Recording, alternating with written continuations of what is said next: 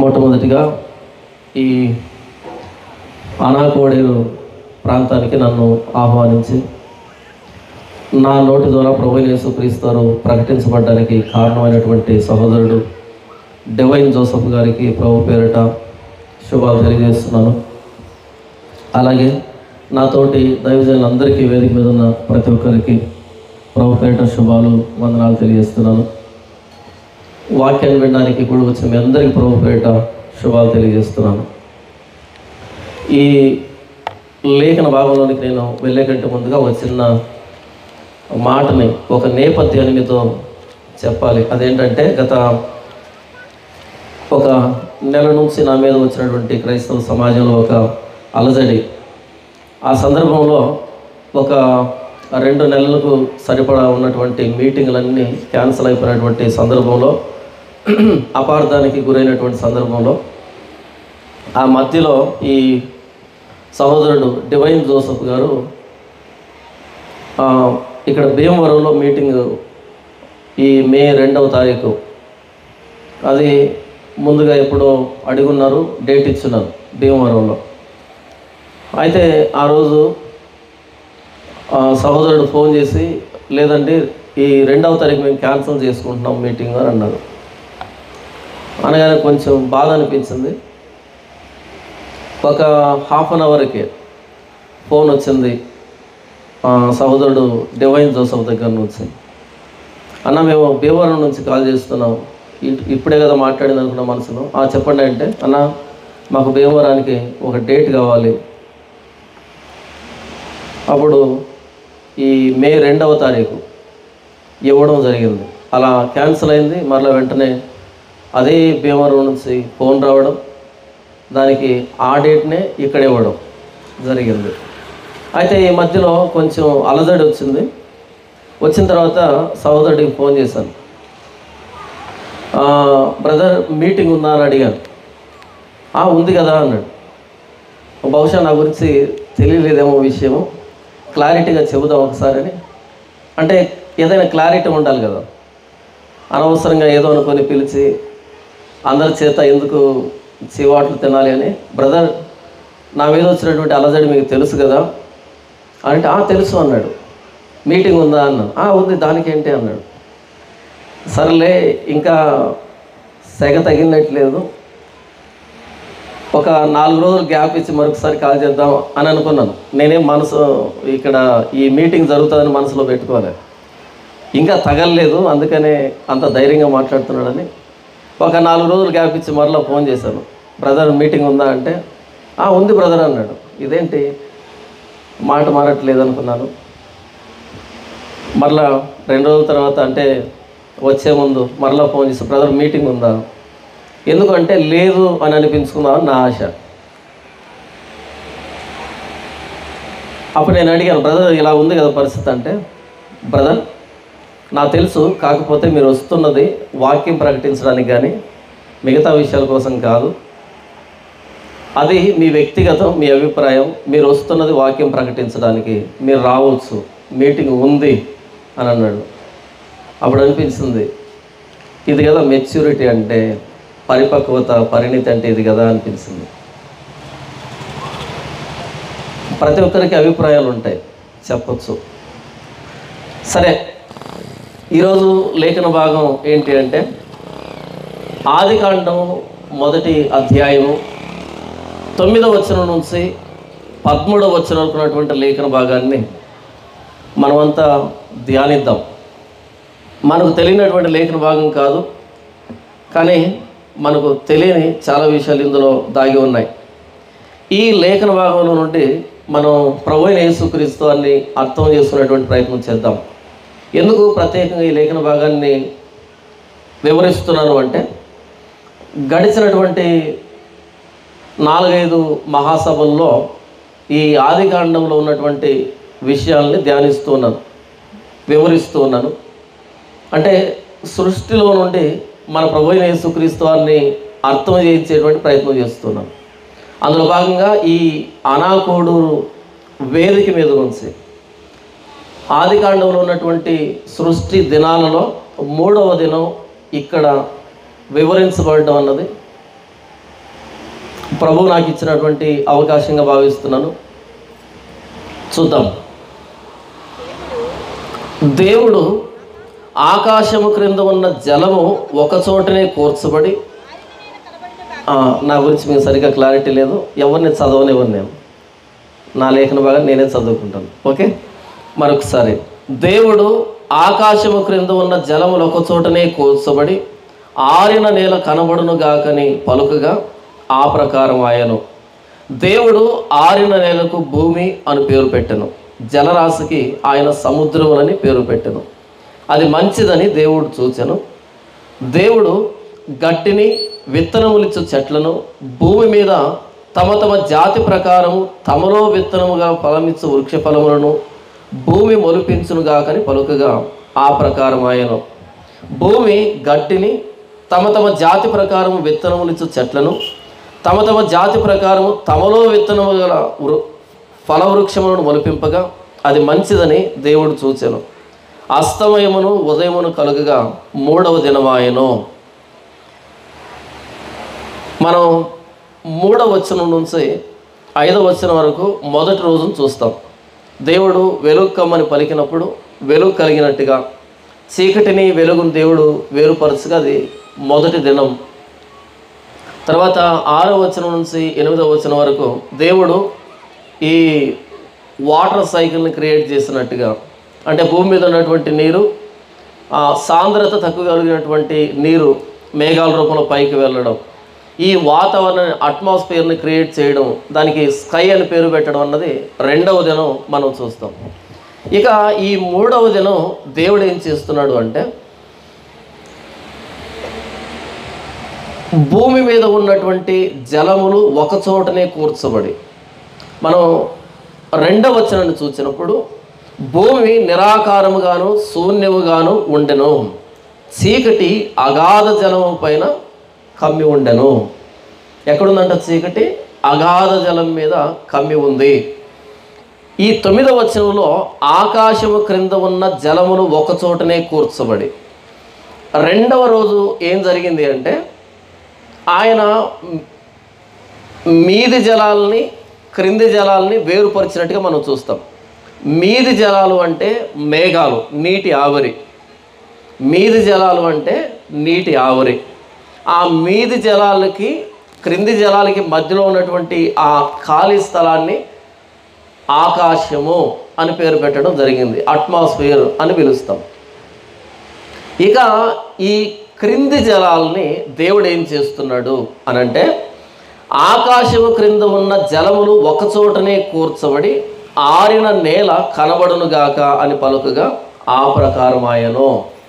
ఈ భూమి మీద ఉన్నటువంటి నీళ్లు అన్నింటినీ ఏమని అంటున్నాడు అంటే, అవన్నీ ఎక్కడ కనపడాలంట? ఒక చోటనే కూర్చబడాలి. ఒక చోటనే కూర్చబడడం అంటే ఏంటి? నీరు పల్లము నెరుగును. విన్నారు ఎప్పుడైనా ఇది? నీరు పల్లము నెరుగును. వాటర్ ఫ్లోస్ డౌన్ అని ఉంటుంది కదా. నీరు ఒక చోటనే కూర్చబడాలి అంటే ఎక్కడికి రావాలి? పల్లానికి రావాలి నీళ్ళు. అంటే దేవుడు భూమిని చేసినప్పుడు ఆ భూమి మీద నీళ్లు ఉన్నప్పుడు ఎక్కడ పడితే అక్కడ నీళ్ళు ఉన్నాయి. ఇప్పుడున్నట్టుగా నదుల్లో, చెరువుల్లో, అంటే పల్లపు ప్రాంతాల్లో మాత్రమే కాకుండా కొండల మీద, పర్వతాల మీద, గుట్టల మీద అన్ని చోట్ల నీళ్ళు ఉన్నాయి. కొంచెం ఇబ్బందిగా ఉంది కదా అర్థం చేసుకోవడానికి. అదేలాగా ఉంటాయండి నీళ్ళు అని అనిపిస్తుంది కదా. మీకు సైన్స్ పరిభాషలో చెప్తారు. అంటే ఆదికాండం 1వ అధ్యాయాన్ని అర్థం చేసుకోవాలంటే సైన్స్ మీద డెప్త్ ఉండాలి, అర్థమై ఉండాలి, లేకపోతే తెలీదు. ఈ 3వ దినం ఏం జరిగింది అంటే, మనం చదివి ఉంటాం సైన్స్లో. ఒక ఆయన యాపిల్ చెట్టు కింద కూర్చోన్నాడంట. కూర్చున్నప్పుడు ఏమైంది? ఒక యాపిల్ పండు ఆయన నెత్తి మీద పడిందా పక్కన పడిందా? మొత్తానికి కింద పడింది కదా. పడగానే ఆయనకి ఏమనిపించింది? ఇది కిందనే ఎందుకు పడింది, ఎందుకు పైకి వెళ్ళలేదు అని అనిపించిందంట. వెంటనే ఏం కనుక్కున్నాడు ఆయన? అలా పరిశోధన చేసి గట్టిగా చెప్పండి. భూమికి ఆకర్షణ శక్తి ఉంది, గ్రావిటీ, అంతేనా? గురుత్వాకర్షణ శక్తి, గ్రావిటీ ఉంది అని కనుక్కున్నాడు కదా. ఇప్పుడు చెప్పండి, గ్రావిటేషనల్ ఫోర్స్ ఎంత ఉంటుంది తెలుసా? తెలియదు. అవన్నీ ఎవరు గుర్తుంటాయంటారా? భూమి మీదకి ఒక వస్తువు మనం జార విడిచినప్పుడు అది వెంటనే భూమి చేత లాగబడుతుంది కిందకి కదా. అలా లాగబడినప్పుడు ఆ వస్తువు కింద పడుతుంది. ఒకవేళ ఆకర్షణ శక్తి లేదనుకో, అది కింద పడదు. స్పేస్లో ఏదైనా వస్తువు జార విడిచినప్పుడు కింద పడుతుంది, అలా పైనే ఉంటుంది. ఎందుకంటే అక్కడ ఆ గ్రావిటీ లేదు కాబట్టి. నేనేమనుకుంటున్నాను అంటే, ఈ గ్రావిటేషన్ ఫోర్స్ అన్నది ఎంత? Gravitation force 9.8. ఎవరు 10th క్లాస్ చదవలేదు ఇక్కడ? బహుశా దేవుడు సగం గ్రావిటేషన్ ఫోర్స్ పెట్టుండాలి. ఏది? 3వ రోజు కంటే ముందు భూమికి. కాబట్టి భూమి మీద ఉన్నటువంటి నీరంతా భూమి మీద విస్తరించి ఉంది. నేను చెప్పేది అర్థం చేసుకోండి. అంటే అయస్కాంత శక్తి అనుకుందాం కాసేపు, భూమి ఆకర్షణ శక్తిని అంటే అర్థం పెట్టాడు. కాబట్టి భూమి మీద నుంచి నీళ్ళు అన్నవి విశ్వాంతరాలలో పడిపోకుండా భూమి మీద అంటి పెట్టుకుని ఉన్నాయి. ఎప్పుడైతే 3వ దినాన్ని దేవుడు భూమి మీద ఉన్న జలాలన్నీ ఒకచోటనే కూర్చబడాలి అని అన్నాడో, ఆ గ్రావిటేషన్ ఫోర్స్ని, గ్రావిటీని డబుల్ చేస్తుంటాడు. ఎవడైతే డబుల్ చేశాడో ఇమ్మీడియట్గా పల్లపు ప్రాంతాల్లోనికి నీరు పరిగెత్తి ఉండాలి, నిండి ఉండాలి. భూమిని అంటిపెట్టుకునేటువంటి శక్తిని మొదటి 2 రోజుల్లో ఉంది కాబట్టి భూమిని అంటిపెట్టుకుని నీళ్ళు ఉన్నాయి. ఎప్పుడైతే 3వ రోజు జలములు ఒకచోటనే కూర్చబడాలి అన్నప్పుడు అన్ని పల్లపు ప్రదేశానికి పరిగెత్తుకుంటూ వెళ్ళాయి. అంటే ఆ గ్రావిటీని ఆయన డబుల్ చేస్తుండాలి, లేదా త్రిబుల్ చేస్తుండాలి, దాని తీవ్రతను పెంచుండాలి. అలా పెంచినప్పుడే పైన ఉన్నటువంటి నీళ్లు గబగబా పల్లపు ప్రాంతానికి వెళ్తాయి. అయినా నీళ్లు కొండల మీద, గుట్టల మీద, ఎక్కడ పడితే అక్కడ ఎలా ఉంటాయండి అని మనకు అనిపిస్తుంది. మనం మాట్లాడుతున్నది దేని గురించి అంటే సృష్టి ప్రారంభాన్ని గురించి మాట్లాడుతున్నాం. అంటే ఈ సృష్టిలో దేవుడు నియమాలను నియమిస్తున్నప్పుడు మాట్లాడుతున్నాం. అవునా? లాస్ని సెట్ చేస్తున్నప్పుడు, కొన్ని నియమాలని ఈ సృష్టికి ఆయన ఆపాదిస్తున్నప్పుడు మాట్లాడుతున్నాం. ప్రారంభం ఇది. దీనికి సంబంధించి కీర్తనకారుడు 104వ కీర్తనలో ఏమని వ్రాశాడో చూద్దాం.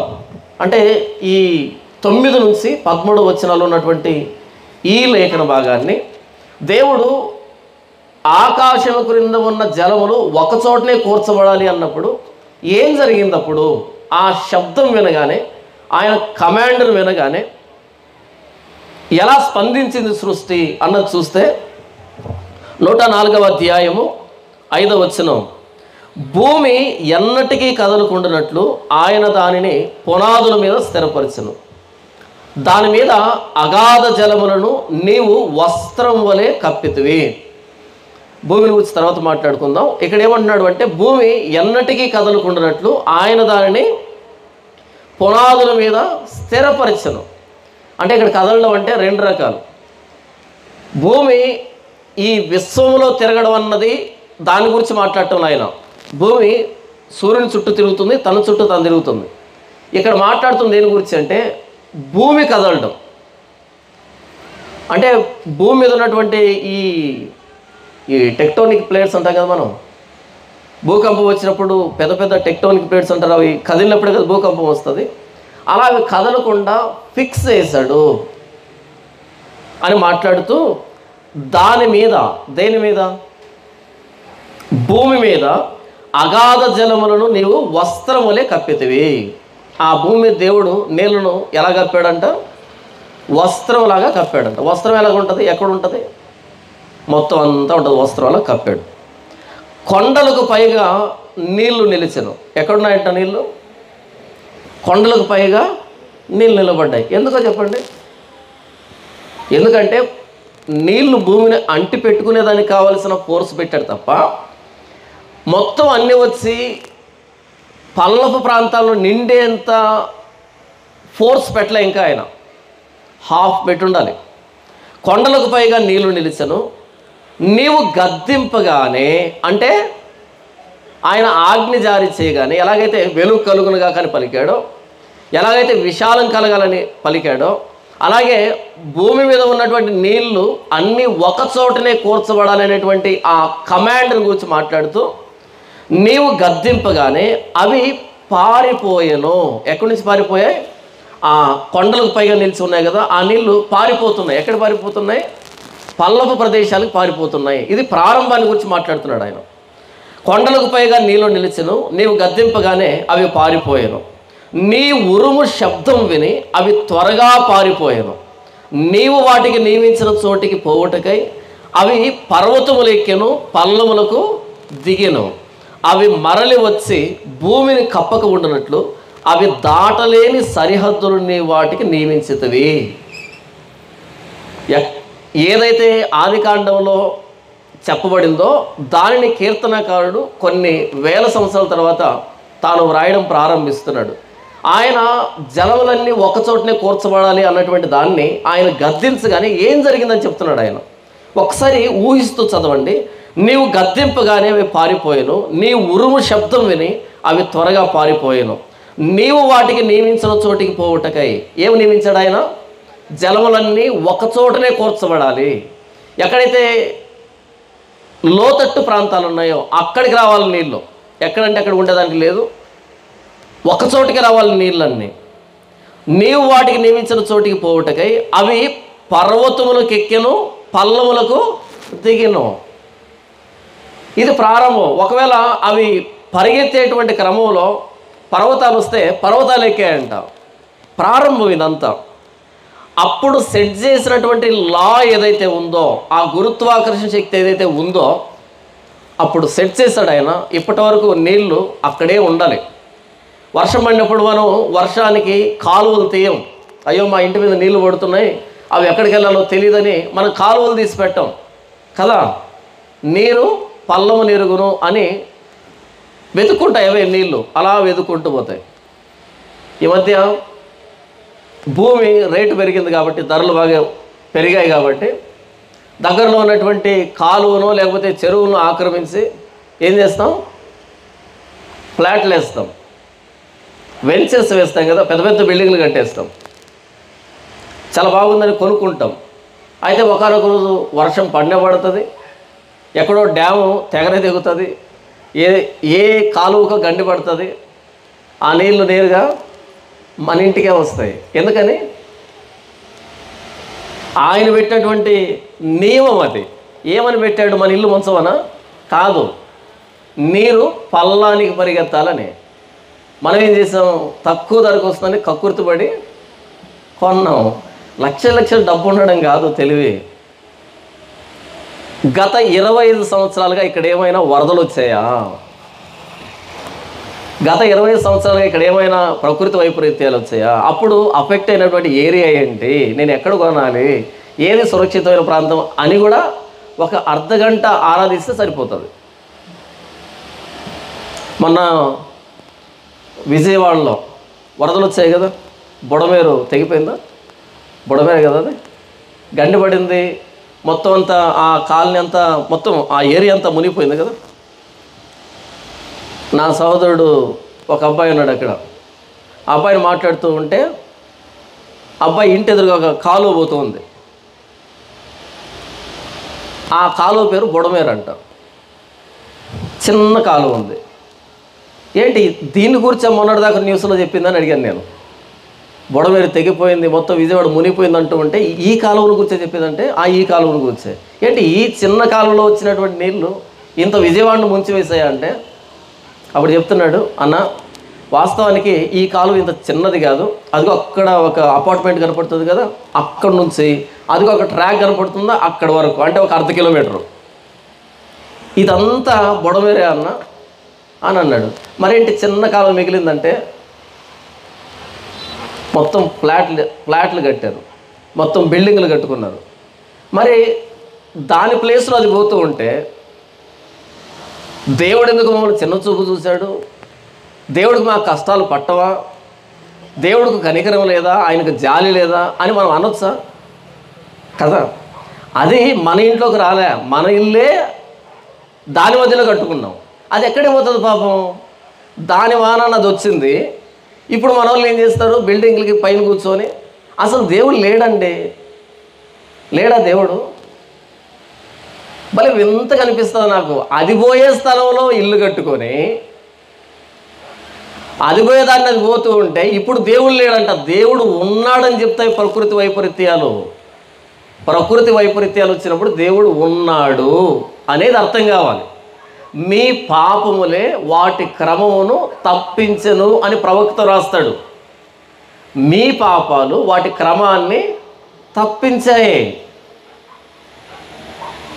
ప్రకృతి కన్నెర్ర చేసిందంట. ప్రకృతి కళ్ళు ఉండవు, ప్రకృతిని చేసిన ఆయనకుంటాయి కళ్ళు. ఆయన కన్నెర్ర చేశాడు కదా. ఇప్పటికైనా లోతట్టు ప్రాంతాల్లో ఉన్న వాళ్ళు బయటకు వస్తారా? రారు, అక్కడే ఉంటాం కదా. ఎక్కడ వరదలు వచ్చినా ఇల్లు మునిగినా దాని అర్థం ఏంటంటే చెరువులోనో కాలువ పక్కనో కట్టుకున్నారు అని అర్థం.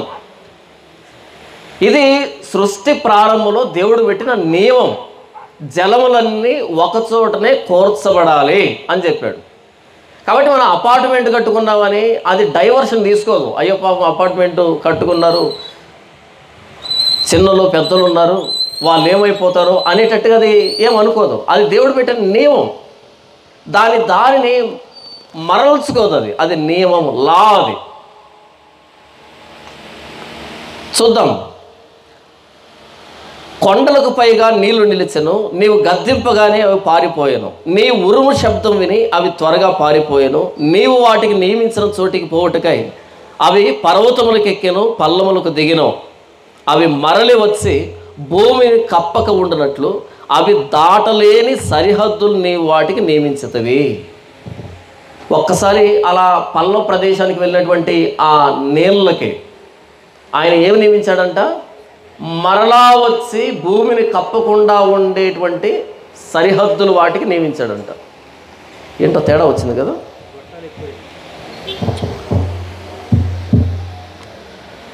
అవి దాటలేనటువంటి సరిహద్దులను ఆయన నియమించాడు. చూద్దాం ఆ సరిహద్దులు ఏంటో. ఇర్మియా గ్రంథము 5వ అధ్యాయము 22వ వచనంలో ఇలా రాయబడింది. నేను చదివి వినిపిస్తున్నాను.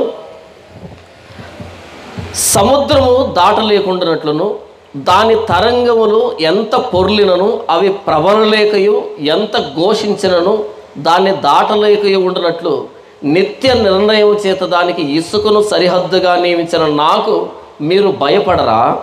నా సన్నిధిని వనకరా? ఇదే ప్రభువు యెహోవా వాక్కు. ఏం మాట్లాడుతున్నాడు ఆయన? ఇశ్రాయేలీలు దేవునికి భయపడడం లేదు, ఆయన సన్నిధిని వనకడం లేదు అని చెప్పడానికి ప్రవక్త మనకు జ్ఞానానికి మించినటువంటి బ్రహ్మాండమైన సముద్రాన్ని చూపించి సముద్రము దాటలేకుండానట్లును దాని తరంగములు ఎంత పొర్లినను అవి ప్రబలలేకయు ఎంత ఘోషించినను దాన్ని దాటలేకయు ఉండనట్లును నిత్య నిర్ణయము చేత దానికి ఇసుకను సరిహద్దుగా నియమించిన నాకు మీరు భయపడరా? నా సన్నిధిని వనకరా అంటున్నాడు. ఆ పదజాలం అర్థమవుతుందా? నిత్య నిర్ణయము చేత దానికి ఇసుకను సరిహద్దుగా నియమించాడంట. నిత్య నిర్ణయం ఒక్కసారి లా ఫిక్స్ అయింది, అది ఇక అది మారదు. ఆయన పగటితో నిబంధన చేశాడు, రాత్రితో నిబంధన చేశాడని రాయబడుతుంది ఇర్మియా గ్రంథంలో. ఇక మారవు అవి. దేవుడు ఒకసారి ఒక నియమాన్ని ఫిక్స్ చేశాడంటే అది పర్మనెంట్. నిత్య నిర్ణయం చేత ఇసుకను సరిహద్దుగా వేశాడు. ఆ ఇసుకను దాటి ఇక నీవు బయటికి రాకూడదు. ఎప్పుడైనా సముద్రం దగ్గరికి వెళ్తే అల్లంత దూరంలో పెద్ద అలా ఎగిసి పడుతుంది, అమ్మో అనుకుంటాం కదా. అలా వచ్చి మన కాళ్ళ దగ్గరకు వచ్చి అలా కాళ్ళు తడిపి మరలా వెనక్కి వెళ్ళిపోవాలి. ఏంటి బయటకు రావట్లేదేంటి? అదే కీర్తనలో వ్రాయబడి ఉంటుంది, భూమి మీద నాశనములు కలుగజేయవాడు ఆయనే అని. ప్రవక్తల గ్రంథాలు వ్రాయబడి ఉంటుంది, జలాలు భూమి మీద పొర్లిపారేట్టుగా చేసేది ఆయనే అని వ్రాయబడి ఉంటుంది. ఇలా నీళ్ళకి నిత్య నిర్ణయాన్ని నిర్ణయించింది ఆయనే. మనుషులు దేవునికి ఆయాసకరంగా బ్రతుకుతున్నప్పుడు, దేవుని హృదయంలో సంతాపాన్ని కలుగజేసినప్పుడు, నోహ కాలంలో అగాధ జలపు ఓటలను విప్పింది ఆయనే, పైనుండి ఆకాశవాక్యంలు విప్పింది ఆయనే, మొత్తం ఆనాటి భూప్రపంచాన్ని భక్తిహీనుల సమూహాన్ని ముంచివేసింది ఆయనే. అంటే ఏం తెలియజేస్తుందంటే ప్రకృతి వైపరీత్యము, ఆకాశవాక్యంలు విప్పాడు, జలధారలు విప్పాడు, మొత్తం ఆనాటి భక్తిహీనుల సమూహాన్ని ముంచివేసా అంటే అర్థం ఏంటంటే, ఆదికాండం మొదట దేవుడు పెట్టేటువంటి నియమం ఏదైతే ఉందో దాన్ని మరొకసారి రివర్స్ చేశాడు. నీకు అర్థమవుతుందా? అగాధ జలపు ఓటలన్నీ మరలా పైకి వచ్చాయి అంటే దాని అర్థం ఏంటి? ఆయన నియమాన్ని మరొకసారి రివర్స్ చేశాడని. బైబిల్లో చాలా సందర్భాల్లో అద్భుతాలు, అద్భుతం అనేటువంటి పదప్రయోగం ఉంటుంది, లేదా సూచక క్రియ, మహత్కార్యం అనేది ఉంటుంది. సైన్స్, వండర్స్, మిరాకిల్స్ అనే పదాలు ప్రయోగించబడి ఉంటాయి కదా. ఇంతకీ మిరాకిల్ అంటే ఏంటి? వండర్ అంటే ఏంటి? వండర్ అంటే ఏంటంటే, ఇప్పుడు ఈ బాటిల్ ఉంది కదా, ఈ బాటిల్ని ఇలా వదిలిపెట్టాను అనుకో, ఏమవుతుంది? కింద పడుతుందో పైకి వెళ్తుందో? ఇలా కింద ఎందుకు పడుతుంది? దేవుడు భూమికి గురుత్వాకర్షణ శక్తి ఇచ్చాడు, భూమి ఆకర్షణ శక్తినిచ్చాడు కదా. కాబట్టి ఆ నియమానికి ఇది లోబడుతుంది. ఇలా బాటిల్ వదిలాను, సగం దూరం వచ్చింది, స్టాప్ అన్నాను అనుకోండి, అలా ఆగింది అనుకోండి, అంటే దాని అర్థం ఏంటంటే ఈ గ్రావిటేషనల్ ఫోర్స్ని, ఈ ఆకర్షణని నేను కంట్రోల్ చేశానని అర్థం. బాటిల్ కంట్రోల్ చేశానని కాదు, బాటిల్ మీద ప్రభావం చూపెడుతున్నటువంటి ఆకర్షణ శక్తిని నేను కంట్రోల్ చేశానని అర్థం. ఆకర్షణ శక్తిని కంట్రోల్ చేసేది ఎవరు? దేవుడా నేనా? దేవుడు కదా. మిరాకిల్ అంటే అర్థమైందా? వండర్ అంటే అర్థమైందా? ఇలా వదిలిపెట్టగానే అది కింద పడుతున్నప్పుడు స్టాప్ అనగా నిలబడింది అనుకో, దాని అర్థం ఏంటంటే గురుత్వాకర్షణ, ఈ భూమి ఆకర్షణ శక్తిని కంట్రోల్ చేశానని. అలా చేయగలిగిన వాడు దేవుడు ఒక్కడే. ఇప్పుడు ఒక ఉదాహరణ చెప్తాను, ఇది మీకు అర్థం కావడం బైబిల్లో నుంచి. యేసు ప్రభు కానా అనేటువంటి గ్రామంలో ఒక పెళ్ళికి వెళ్ళాడు. వెళ్ళగానే అక్కడ ద్రాక్షరసం అయిపోయింది. ద్రాక్షరసం అంటే సారాయి అని కాదు, జ్యూస్ అని. ఓకే, చాలామంది ఈ మధ్య మూర్ఖంగా మాట్లాడుతున్నారు, యేసు ప్రభు ద్రాక్షరసం తాగాడు. లేదు, జ్యూస్ అది.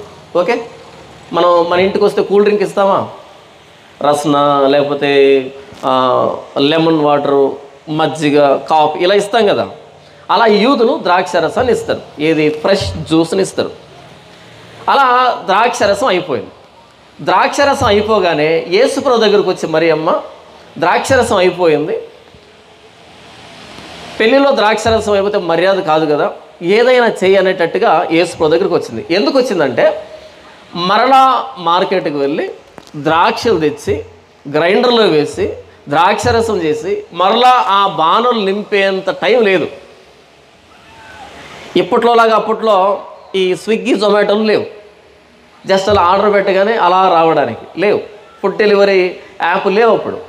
అప్పుడు ఏదైనా చేయాలగానే యేసుప్రభు ఏమన్నాడు, అదిగో రాతి బాణలు ఉన్నాయి కదా, అక్కడ వెళ్ళి వాటిని నీళ్ళతో నింపండి అన్నాడు.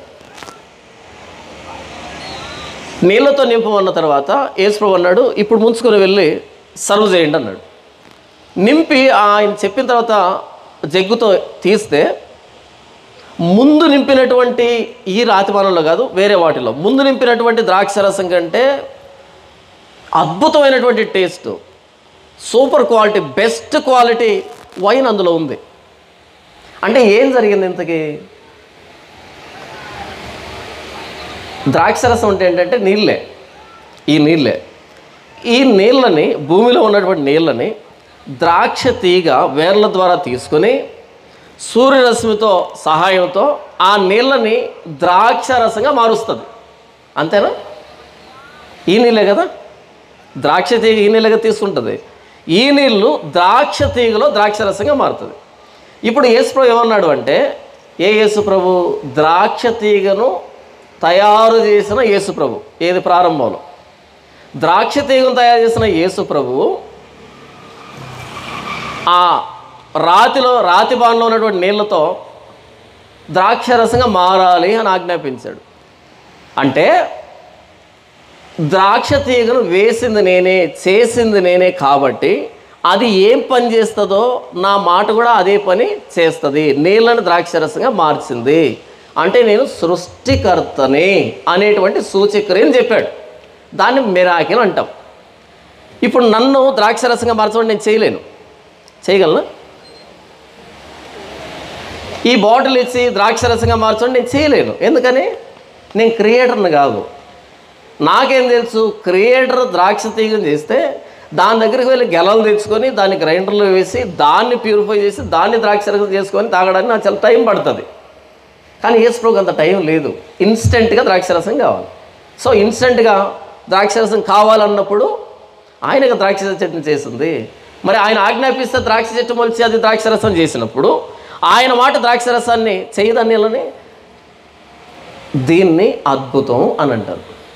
అంటే సృష్టికర్త ఏ నియమాన్ని అయితే పెట్టాడో దానిలో మరలా ఆయనే జోక్యం కలుగు చేసుకుంటే దాన్ని అద్భుతం అని పిలుస్తారు. ఇంకొక ఉదాహరణ చెప్పను. దేవుడు ప్రారంభంలో స్త్రీని పురుషుని చేసి వాళ్ళిద్దరూ కలిసినప్పుడు పిల్లలు పుట్టాలన్న నియమాన్ని పెట్టాడు. అంతేనా? అయితే చాలా సంవత్సరాల తర్వాత మానవజాతి పాప పంకిలమైనటువంటి చాలా సంవత్సరాల తర్వాత మరొక్కసారి ఆయన ఏం చేశాడు అంటే పురుషుని ప్రమేయం లేకుండా స్త్రీలో నుంచి ఒక శిశువును బయటికి తీశాడు. ఆయన పేరు ప్రభువైన యేసుక్రీస్తు. దీన్ని అద్భుతం అని పిలుస్తాం. పురుషుడు స్త్రీ ఉన్నప్పుడు అది న్యాచురల్ ప్రాసెస్ అంటారు దాన్ని. దేవుడు పెట్టిన నియమం అది. అయితే పురుషుడు లేకుండా దేవుడు తన సృష్టిలో తాను జోక్యం కలుగు చేసుకుంటే దాన్ని మిరాకిల్ అంటాం, వండర్ అంటాం. ఓకే, నేనేం చెప్తున్నాను ఇంతకీ? ఆయన జలాలన్నీ ఒక చోట కూర్చబడాలని చెప్పాడు. నిత్య నిర్ణయం చేత ఆ జలాలకి ఇసుకని సరిహద్దుగా నిర్ణయించాడు. లేకపోతే చెరువుల్లో అయితే గట్టుని సరిహద్దుగా నియమించాడు. కాలువల్లో అయితే ఆ గట్టుని సరిహద్దుగా నియమించాడు. ఇక దాటకూడదు అని. ఏదైనా తేడా వచ్చినప్పుడు మరలా ఆయన జోక్యం కలుగు చేసుకుంటే జలప్రలయం కూడా తీసుకుని రాగలడు. ఏదైనా తేడా వచ్చినప్పుడు చాలా టైట్గా పెట్టాడు టెక్టోనిక్ ప్లేట్స్ని మరలా సందు చేయగలడు. మరలా సునామీని తీసుకొని వచ్చి లక్షలు తీసుకుని వెళ్ళగలడు. ప్రకృతి వైపరీత్యం కాదు, ప్రకృతిని మనకిచ్చిన దేవుడి కోపం వచ్చిందని అర్థం. ప్రకృతి కన్నెర్ర చేయలే, మనల్ని సృష్టించిన ఆయన కన్నెర్ర చేశాడు. మీకు అర్థమవుతుందా? జలధారలను బిగించింది ఆయనే, వాటిని వదులుతూ ఉన్నది కూడా ఆయనే. సరే, చదువుదాం. 5వ అధ్యాయం 2వ వచనం. సముద్రం దాటలేకుండానట్లును దాని తరంగములు ఎంత ఘోషించినను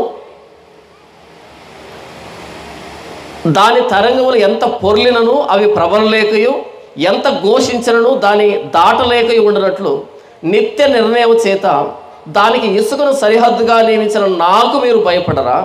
నా సన్నిధిని వనకరా? ఇదే యెహోవా వాక్కు. ఒక పాస్టర్ గారు నాకు తెలిసినటువంటి సహోదరుడు మచిలీపట్నం ప్రాంతంలో ఉంటాడు. ఆ సహోదరుడు దేవుళ్ళలో ఉన్నాడు, కాకపోతే కొంచెం నిర్లక్ష్యంగా ఉన్నాడు. ఒకరోజు ఒక ఆఫీసర్ ఆయన్ని సముద్రం మధ్యకి తీసుకుని వెళ్ళాడంట. అంటే స్నేహితుడు కాబట్టి సముద్రం మధ్య తీసుకుని వెళ్ళాడు. ఇది కార్గో షిప్లు వస్తాయి, అక్కడ తీసుకుని వెళ్ళాడు. అక్కడ తీసుకుని వెళ్తేనంట అవి చాలా వెయిట్ ఉంటాయి కదా, బరువు ఉంటాయి. ఆ అంచు అన్నది సముద్ర మట్టానికి ఇలా మునిగి మరలా పైకి తేలుతుందంట. సముద్ర మట్టం ఉంటుంది కదా, ఆ నీళ్ళు ఉంటాయి కదా. మామూలుగా ఈ షిప్పులు ఉంటాయి కదా, మనం ప్రయాణం చేసే షిప్పులు ఉంటాయి, అవేంటి నీళ్ళ కంటే చాలా ఎత్తుగా ఉంటాయి, పైన చాలా అంతస్తులు ఉంటాయి. మనం పైన నిలబడుకుని ఇలా కింద చూస్తాం. కానీ కార్గో షిప్లు చాలా బరువు ఉంటాయి కాబట్టి నీటి మట్టానికి సమాంతరంగా ఇలా మునిగి మరలా లేస్తుందంట అంచు. దాన్ని చూడగానే గుండెలు అవిసిపోయాయి ఆయనకి. అమ్మో, అలా నీళ్ళలో మునిగి మరలా పైకి లేస్తుందంట. ఒక్కడుగు ఇలా మునిగి లేస్తూ ఉంటే ఏమైనా ఉందా, ఇంకొక అడుగు మునిగితే ఏమైనా ఉందా? మరి ఎవరు కంట్రోల్ చేస్తున్నారు? ఆ కాసింత నీళ్ళు మునగకుండా ఎవరు కంట్రోల్ చేస్తున్నారు? అలా మునిగినప్పుడు నీళ్ళు వస్తాయంట, ఒక దగ్గర నుంచి బయటికి వెళ్తున్నాయి. పూర్తిగా వస్తే పరిస్థితి ఏంటి? దాన్ని చూడగానే ఆయనకి విపరీతమైన భయం అనిపించిందంట. దేవుడు అర్థమయ్యాడంట. దేవుడు అర్థమై దేవుడికి ప్రార్థన చేశాడు, ప్రభువా ఇంత సముద్రాన్ని చేసిన నీకు నేను భయపడకుండా తిరుగుతున్నానే, ప్రభువా క్షమించని అక్కడ మోకరించి ప్రార్థన చేశాడంట.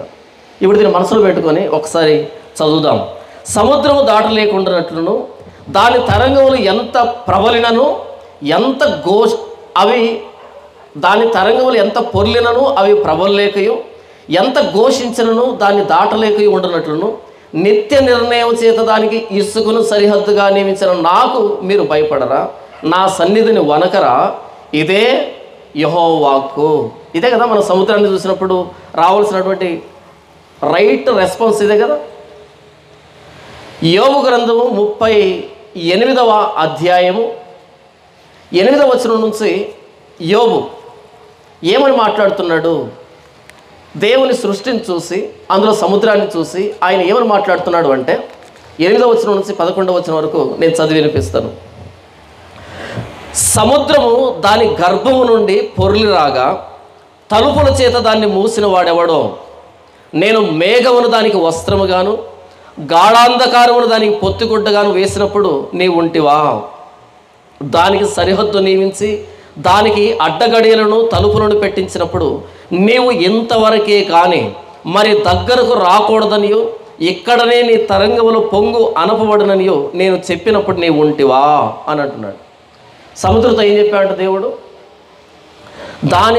దానికి సరిహద్దు నియమించి దానికి అడ్డగడియలను తలుపులను పెట్టించినప్పుడు మనకు అర్థం కావడానికి పదప్రయోగం జరుగుతుంది. అంటే అడ్డగడియలు ఉన్నాయి తలుపులు ఉన్నాయని కాదు, అంటే దానికి ఒక నియమాన్ని పెట్టాడు అని.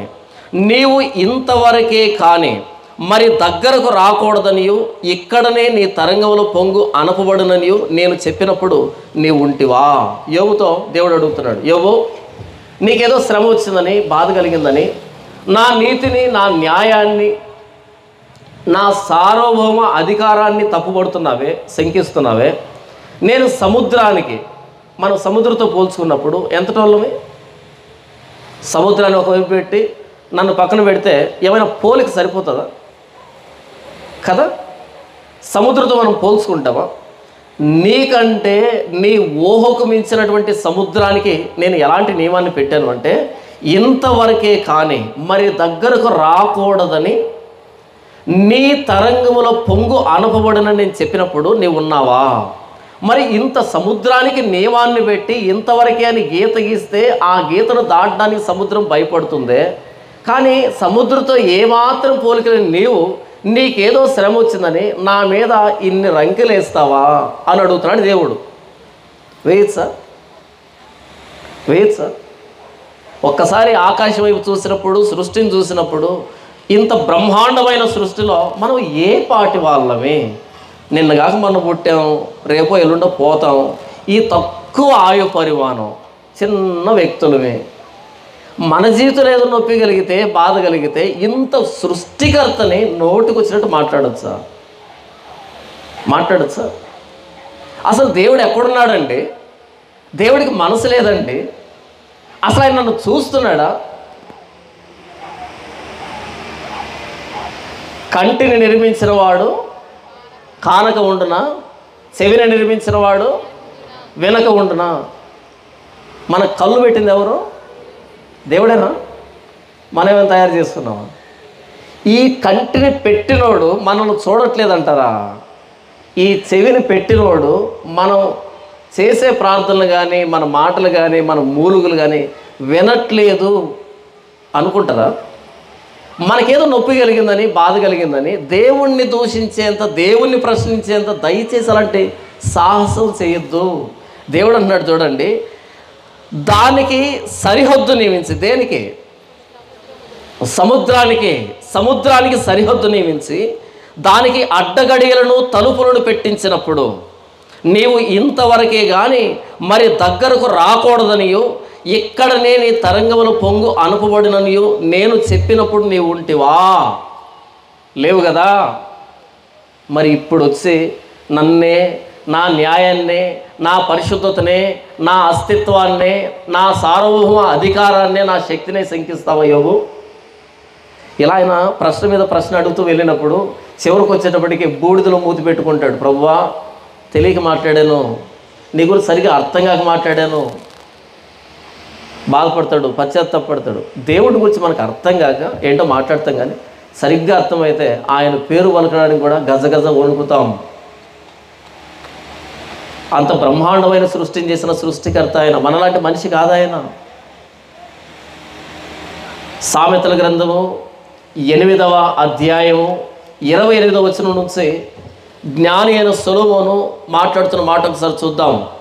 ఆయన పైన ఆకాశమును స్థిరపరిచినప్పుడు, జలధారులను ఆయన బిగించినప్పుడు, జలములు తమ సరిహద్దులు మేరకుండునట్లు ఆయన సముద్రములకు పొలిమేరను ఏర్పరిచినప్పుడు, భూమి యొక్క పునాదులను నిర్ణయించినప్పుడు, నేను ఆయనతో ప్రధాన శిల్పినై అనుదినము సంతోషించుచు నిత్యము ఆయన సన్నిధిని ఆనందించుతుంటనే. జ్ఞానం మాట్లాడుతుంది. జ్ఞానం ఒక మనిషిలాగా మాట్లాడుతుంది. దేవుడు ప్రారంభంలో పైన ఆకాశాన్ని స్థిరపరిచాడు, జలధారలను ఆయన బిగించాడు, జలధారల్ని బిగించాడు, జలములు తమ సరిహద్దులు మేరకుండునట్లు. ప్రతి సందర్భంలో జలాలకి సరిహద్దులు నిర్ణయించాడంట. ఆయన సముద్రమునకు పొలిమేరను ఏర్పరిచినప్పుడు, భూమి యొక్క పునాదులు నిర్ణయించినప్పుడు, నేను ఆయనైతే ప్రధాన శిల్పినై. జ్ఞానం మాట్లాడుతుంది. అంటే ఈ సృష్టిని అంతటిని దేవుడు ఏదో మాయలాగా చేయలే, ప్రతి దానికి జ్ఞానాన్ని ఆధారం చేశాడు ఆయన. అందుకే మనం మెరైన్ సైన్స్ అంటున్నాం, మెరైన్ టెక్నాలజీ అంటున్నాం. సముద్రం అందరికి అర్థమవుతుందా? మెరైన్ కరెంట్స్ అని పిలుస్తున్నాం. సముద్రంలో ఆ ప్రవాహాలు, సముద్రాన్ని చదవాలి కదా, సముద్రం అనేది శాస్త్రం కదా. అర్థమైన సముద్రం మనకి అర్థం కాలే. ఎందుకంటే ప్రతి దాన్ని ఆయన చేస్తున్నప్పుడు జ్ఞానం మాట్లాడుతుంది. ఆయన భూమి యొక్క పునాదులు నిర్ణయించినప్పుడు నేను ఆయన యొక్క ప్రధాన శిల్పినై, ఏది? జ్ఞానం. అనుదినము సంతోషించుచు నిత్యం ఆయన సన్నిధిని ఆనందించుతుంటే ఈ సృష్టిలో ప్రతి దాని వెనకాల జ్ఞానం దాగి ఉంది. అంతే కదా. ఒక యాపిల్ పండు కింద పడగానే అది ఎందుకు పడిందని ప్రశ్న వచ్చింది. తిరుగులేని సైంటిస్ట్ అయ్యాడు ఆయన. రాకెట్లు ఎగరవేయగలుగుతున్నాం, ఇంత స్పీడ్తో కింద పడింది కదా, ఇంత ఆకర్షించింది కదా, ఇంకా ఎంత శక్తిని ప్రయోగిస్తే రివర్స్లో మనం పంపించగలం. రాకెట్ వచ్చింది, సూత్రం అది. సృష్టిలో ప్రతి దాని వెనకాల జ్ఞానం ఉంది. దేవుడు జ్ఞానంతో ప్రతిదాన్ని చేశాడు. మాయ కాదు ఇది. కలుగును కాకంటే ఏదో మాంత్రికుడు హోం పట్టుంటాడే అలా చేయలే ఆయన. ప్రతిదాన్ని జ్ఞానంతో చేశాడు ఆయన. జలధారులు బిగించాడు ఆయన. సరే, ఇప్పుడు మరలా ఆదికాండం 1వ అధ్యాయం 9వ వచనం నుంచి చదువుదాం. ఏమని రాయబడిందో. దేవుడు ఆకాశము క్రింద ఉన్న జలములు ఒకచోటనే కూర్చబడి ఆరిన నేల కనబడునుగా కాని పలుకుగా ఆ ప్రకారం ఆయను. దేవుడు అన్నాడు, జలాలన్నీ ఒక దగ్గరికి వెళ్ళిపోవాలి, నాకు ఆరిన నేల కావాలి అని అన్నాడు. ఎందుకు ఆరిన నేల? దపదపాలుగా ఆయన సృష్టిని నరులకు నివాసయోగ్యమైన ప్రదేశంగా మారుస్తున్నాడు ఆయన. నీళ్ళన్నీ ఒక చోటుకు వెళ్ళిపోవాలి, మిగిలినటువంటి ఆరిన నేల నాకు కనబడాలి. పర్వతాలు ఉన్నాయి, కొండలు ఉన్నాయి, గుట్టలు ఉన్నాయి, మొత్తం భూమి కనబడుతుంది, ఆరిన నేల కనబడుతూ ఉంది. ఇప్పుడు మనం చూస్తున్నామే ఖండాలు. వరల్డ్ మ్యాప్ తీసుకొని చూసినప్పుడు ఆ మధ్యలో పచ్చగా బ్లూ కలర్లో కనబడుతూ ఉంటాయి. ఏంటవి? మహాసముద్రాలు. మధ్యలో కేక్ ముక్కల్లాగా ఉంటాయి కదా, పైకి లేచి. ఏమంటారు వాటిని? భూభాగం, టెరిటరీ కదా. ఇది ల్యాండ్ అంటాం, మిగతా దాన్ని సముద్రం అంటాం. ఇది ఆ రోజు చేశాడు ఆయన. ప్రారంభం 3వ దినం చేసినటువంటి సృష్టి ఇది. ఆకాశము క్రింద ఉన్న జలములు ఒకచోటనే కూర్చబడి ఆరిన నేల కనబడునుగా కాని పలుకగా ఆ ప్రకారం ఆయన. భూమి కనపడింది, పర్వతాలు, కొండలు, ఆరిన నేల కనపడింది. దేవుడు ఆరిన నేలకు భూమి అని పేరు పెట్టును, జలరాశికి ఆయన సముద్రములు అని పేరు పెట్టును. అది మంచిదని దేవుడు చూచెను. తర్వాత దేవుడు ఎప్పుడైతే ఆరిన నేల కనబడిందో, ఇక ఆరిన నేల మీద మనకు కావలసినటువంటి, మనకు ఆహారంగా మారబోతున్నటువంటి చెట్లను చేస్తున్నాడు, వృక్షాలను చేస్తున్నాడు. చూద్దాం. దేవుడు గడ్డిని, విత్తనములిచ్చు చెట్లను భూమి మీద తమ తమ జాతి ప్రకారం తమలో విత్తనము గల ఫలమిచ్చు వృక్ష ఫలములను భూమి మొలిపించునుగాక అని పలుకగా ఆ ప్రకారం ఆయన. మనం సరిగ్గా గమనించం కానీ మనం పొలం గట్లకు వెళ్ళినప్పుడు, లేదా పచ్చిక మైదానాలు తిరుగుతున్నప్పుడు, అరణ్యంలో నడుస్తున్నప్పుడు ఏంటో రకరకాల చెట్లు కనపడతాయి. చిన్నవి, పెద్దవి, ప్రాకేవి, రకరకాల చెట్లు, తీగలు, మొక్కలు, వృక్షాలు ఏంటంటే కనపడతాయి. వాటిలో చాలా మట్టుకు వాటి పేర్లు తెలియదు మనకి, వాటి ఉపయోగం తెలియదు మనకి. మీరు ఎప్పుడైనా ప్రశ్న వేసుకున్నారా? మనం వరి పెట్టాలనుకోండి, వరి పంట వేయాలనుకోండి, అలా వరి పంట కలుగునుగాక అంటే వచ్చేస్తుందా? ఏం చేయాలి? దగ్గరలో ఉన్నటువంటి విత్తనాలు అమ్మేటువంటి అది ఉంటుంది, షాప్ ఉంటుంది కదా, అక్కడ వెళ్ళాలి. లేదా గవర్నమెంట్ ఇచ్చేటువంటి దగ్గరికి వెళ్ళాలి విత్తనాలు. అక్కడ వెళ్ళి మనకు కావాల్సినటువంటి ఆ వడ్లు తీసుకొచ్చుకోవాలి, వాటిని శుద్ధి చేయాలి, వాటిని నానబెట్టాలి, పైకి తేలినవన్నీ సపరేట్ చేసుకోవాలి, మిగిలిన వాటన్నిటిని ఒక గోనె సంచులు కట్టి చీకటి గదిలో పడేయాలి. ఒక 2 రోజులకేమో మొలకలు వస్తాయి కదా, అప్పుడు వాటిని తీసుకుని వెళ్ళి ఒక భూభాగాన్ని బాగా సిద్ధపరిచి దాని మీద చల్లాలి. ఒక కొద్ది రోజులకి, ఒక 20 రోజులకి, 30 రోజులకి ఒక అడుగు, 1.5 అడుగు ఎత్తు అవి వస్తుంది, వరి వస్తుంది కదా. తర్వాత ఏం చేయాలి? మరలా వాటన్నిటిని తీసి మరలా నాటాలి. అలా 3 నెలలకి పంట చేతికి వస్తుంది కదా. సరే, వరి అయితే మనం ఇంత ప్రాసెస్, ఇంత తెలివిగా, ఇంత సాగు చేస్తే మన ఇంటికి వచ్చింది. మరి వరి గట్టున మొలుస్తున్నటువంటి మొక్కల్ని ఎక్కడి నుంచి తీసుకొచ్చారు ఈ విత్తనాలని? మనం తెచ్చింది వడ్లనే కదా. మరి వరి గట్టున ఉన్నటువంటి ఆ మొక్కల్ని ఎవరు తెచ్చారు విత్తనాలని? ఏ షాపులో దొరికేవి? లేదా మనం పచ్చిక మైదానాలకు వెళ్ళినప్పుడు ఎవరు తెచ్చారు ఆ విత్తనాలని? ఎవరు ఆ విత్తనాలు నానబెట్టారు, మొలకలు వచ్చేంతవరకు చూశారు, ఎవరు ఒక క్రమబద్ధంగా వాటిని నాటారు వాటి మీద? ఒకసారి దగ్గరలో ఉన్నట్టు అడవిలోకి వెళ్ళండి, ఎన్ని రకాల చెట్లు ఉన్నాయి, ఎన్ని రకాల మొక్కలు ఉన్నాయి, ఎన్ని రకాల తీగలు ఉన్నాయి. ఎవరు వాటిని సాగు చేస్తున్నారు? భూమి మొలిపించునుగాక అన్న మాట ఈ రోజుకి యుగాంతం వరకు మొలిపిస్తూనే ఉండాలి. దానికయ్యేది ఆ ప్రాసెస్ని ఆయన ఏమని చెప్తున్నాడు చూడండి. దేవుడు గడ్డికి విత్తనాలు ఉండవు కదా, గడ్డిని అంటే సీడ్లెస్. ఎన్ని రకాల మొక్కలు చేస్తున్నాడు ఆయన? సీడ్లెస్ చేస్తున్నాడు, సీడ్ బేరింగ్ 2 చేస్తున్నాడు.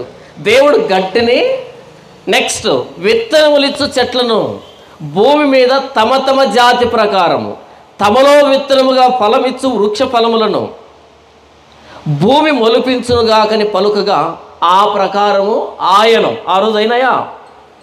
ఇప్పటికి ఉన్నాయా? మనం చనిపోయిన తర్వాత యుగాంతం వరకు ఉంటాయా? ఉండాలి. ఆయన మాట అంత ప్రభావం కలిగింది. అది నిత్య నిర్ణయం. భూమి మొలిపించాలి, అంతే, మొలిపించాలి. కొన్నిసార్లు కరువులు వస్తాయి. 3 సంవత్సరాలు, 4 సంవత్సరాలు, 5 సంవత్సరాలు, 6 సంవత్సరాలు కరువు వస్తుంది కదా. మొత్తం భూమి ఎండిపోతుంది, నెర్రలు చేరుతుంది, ఎడారి అరణ్యం అయిపోతుంది కదా, ఎడారి అయిపోతుంది. ఒకానొక రోజు వర్షం పడుతుంది. వర్షం పడిన 3 రోజులకి మరలా భూమి పచ్చగా తయారవుతుంది. విత్తనాలు ఎక్కడున్నాయి? ఎవరు తెచ్చివేశారు ఆ విత్తనాలని? మరలా అన్ని రకాల చెట్లు మొలుస్తాయి. ఎంత వింతగా అనిపిస్తుందో. దేవుడు ఆ రోజు కలుగునుగాక మొలిపించుగాక అని అన్నప్పుడు ఏ జాతి మొలిచిందో ఇప్పటికీ ఆ జాతి ఉంది. మనం పట్టించుకోకపోయినా, మనం సాగు చేయకపోయినా, ఎక్కువ మాట్లాడితే మనం నాశనం చేస్తున్నాం. కానీ ఆయన ఒక్కసారి మాట సెలవిచ్చాడు అంటే ఆ సృష్టి ఆగదు. ఆ ప్రాసెస్ ఆపలేము, దాన్ని మనం పోతూ ఉండాల్సింది అంతే. ఆయన మాట అది, ఆయన మాటలో శక్తి అది. గట్టిని చేశాడంట. తర్వాత విత్తనములిచ్చు చెట్లను, ఇది రెండవ రకం. మూడవ రకం చూడండి, భూమి మీద తమ తమ జాతి ప్రకారం తమలో విత్తనముగా ఫలమిచ్చు వృక్ష ఫలాలు. 3 రకాలు చేశాడు. సీడ్లెస్ చేశాడు, సీడ్ బేరింగ్ చేశాడు, నెక్స్ట్ ఫ్రూట్స్ వచ్చేటువంటి చెట్లు కూడా మనకు ఆహారంగా 3 రకాలు చేశాడు చెట్లని. అక్కడ రాయబడిన మాట ఏంటో తెలుసా? తమ తమ జాతి ప్రకారము తమలో విత్తనములిచ్చు వృక్ష ఫలాలు. తమ తమ జాతి, హలో తమ తమ జాతి. కరులస్ లిన్నేయస్ అని ఒక ఆయన ఉన్నాడు, సైన్స్ చదువుకున్న వాళ్ళకు తెలుసు. కారు లిన్నేయస్ అంటారు, లేదా కరులస్ లిన్నేయస్ అంటారు. ఏం చేశాడు ఆయన? ఏం కనిపెట్టాడు ఆయన? టాక్సానమీ ఎప్పుడైనా విన్నారా? లేదా నామోన్క్లేచర్ అని విన్నారా? సింపుల్ చెప్పాలంటే చెట్లని వర్గీకరించాడు. చెట్లని ఎన్ని రకాలుగా చేయొచ్చు, వాటికి ఏమేమి పేర్లు పెట్టచ్చు. కనుక ఆయన ఏమన్నారు అంటే ఆధునిక వృక్షశాస్త్ర పితామహుడు అంట. చెట్లు లేకపోయి ఉంటే పాపం ఈయన ఆ బిరుదు సంపాదించుకునేవాడు కాదు. చెట్లు ఉన్నాయి కాబట్టి వర్గీకరించాడు. మీకు అర్థమవుతుందా? మీరు ఎప్పుడైనా ఫ్రూట్ మార్కెట్కి వెళ్ళినప్పుడు చూడండి, ఫ్రూట్ మార్కెట్కి అందరూ తోపుడు బండ్లు పెట్టుకో అంటారు, చిన్న చిన్న బండ్లు పెట్టుకో అంటారు. అప్పుడే ఆ లారీలో నుంచి కిరీట్లు దింపుతారు, యాపిల్స్, ఆరెంజ్ ఏంటంటే దింపుతారు కదా. దింపిన తర్వాత ఈ వ్యక్తి ఏం చేస్తాడు అంటే, అమ్ముకునే వ్యక్తి వెండర్ ఏం చేస్తాడంటే అందులోంచి తీస్తాడు, అన్నీ దీని మీద కొమ్మరిస్తాడు. ఈ బండి మీద కొమ్మరించుకొని ఒక సైజు ఉన్నవన్నీ ఒకవైపు, ఇంకో సైజు ఇంకోవైపు, ఇంకో సైజు ఇంకోవైపు పెడతాడు. మొత్తం 3 పేరుస్తాడు. ఆ పేర్చేది కూడా ఎంత అందంగా పేరుస్తాడంటే పిరమిడ్ షేప్లో ఇలా పేరుస్తాడు కదండి. అంటే ఇలా కుప్పుకున్నాయనుకో మనకు కూడా కొండని బుద్ధి పుట్టదు. ఏం చేస్తాడని ఒక డిజైన్లో పేర్చగానే మనకు డిజైన్ అంటే నచ్చదు కదా, దాని వెంటనే చెడగొట్టాలని వెళ్ళి 2 కేజీలు అంటాం కదా. ఆ డిజైన్ అంతా చెడిపోతాయి కదా, మనకు ఆ పైటి అన్నీ తీసి ఇస్తాడు, మరలా పేర్చుకుంటూ ఉంటాడు. ఫ్రూట్స్ ఉన్నాయి కాబట్టి పేర్చాడు, ఫ్రూట్సే లేకపోతే మీకు అర్థమైందా? ఫ్రూట్స్ ఉన్నాయి కాబట్టి పేర్చాడు. కరులస్ లిన్నేయస్ కూడా చెట్లు ఉన్నాయి కాబట్టి ఫ్లో చార్ట్ గీచాడు అంతే. చెట్లు లేకపోయి ఉంటే పాపం వృక్షశాస్త్ర పితామహుడు అని అనడానికి మనకు మనసు రాదు. తర్వాత ఇంకొక ఆయన ఉన్నాడు, థియోఫ్రాస్టస్ అని, ఫాదర్ ఆఫ్ బోటనీ అంటారు ఆయన్ని. ఆయన ప్రారంభం మొదట అంటే చెట్లు ఎన్ని రకాలు ఉన్నాయి, ఈ చెట్లకు సంబంధించినటువంటి వివరంతా చెప్పాడు, ఎక్స్ప్లెనేషన్ ఇచ్చాడు. ఆయన్ని ఫాదర్ ఆఫ్ బోటనీ అని పిలుస్తారు. ఎందుకు చెప్పాను ఇదంతా అంటే దేవుడు తమ తమ జాతి ప్రకారం చేశాడు కాబట్టి ఆ జాతులు ఏంటో చెప్పిన వాళ్ళు సైంటిస్టులు అన్నాం. అంటే దేవుడు చేసిన క్రమంలో ఒక్కోదానికి ఒక్కో జాతి ఉంది. ఏ 2 సరిపోతున్నాయో వాటిని ఒక కేటగిరీలో పెట్టేశాడు అంతే. దేవుడు చేశాడు, చేసిన దాన్ని గుర్తుపట్టినప్పుడు ఆయన సైంటిస్ట్ అన్నాం. గుర్తుపట్టకపోతే సాధారణ ప్రజలు. సైన్స్ అంటే ఏంటంటే థింకింగ్ ఆఫ్టర్ గాడ్ అన్నట్టు. Thinking after God. దేవుడు సృష్టిని చేసేటప్పుడు ఏ జ్ఞానాన్ని పెట్టాడు దాని వెనకాల, దాన్ని డీకోడ్ చేయడమే జ్ఞానం అంటే. జ్ఞానం అంటే సైన్స్. కానీ మన వాళ్ళు ఏమంటారంటే బైబుల్ సైన్స్కు వ్యతిరేకం అంటారు. సారీ, సైన్స్ అర్థమైన వాడికి బైబుల్ అర్థమవుతుంది. సైన్స్ అర్థం కాలేదు బైబుల్ అర్థం కాదు. అందుకని మనం ఏం చేస్తామంటే ఒక హైలైటర్ కొనుక్కొని, మార్కర్ కొనుక్కొని ఎక్కడ అండర్లైన్ చేసుకుంటాం, నిశ్చయంగా నేను నిన్ను దీవింతును కొట్టు అండర్లైన్ కదా.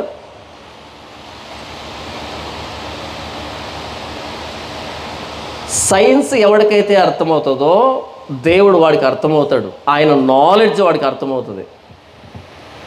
దీన్ని అపోస్తలుడైన పౌలు రోమీయులకు పత్రిక రాస్తూ మొదటి అధ్యాయం 18వ వచనం నుంచి ఆయన మాట్లాడుతూ ఈ సృష్టిని చూసినప్పుడు దేవుని గుణగణాలు, ఆయన క్యారెక్టర్స్ ఎలా ప్రస్ఫుటంగా కనబడుతున్నాయి చెప్తున్నాడు. చూడండి 18 నుంచి.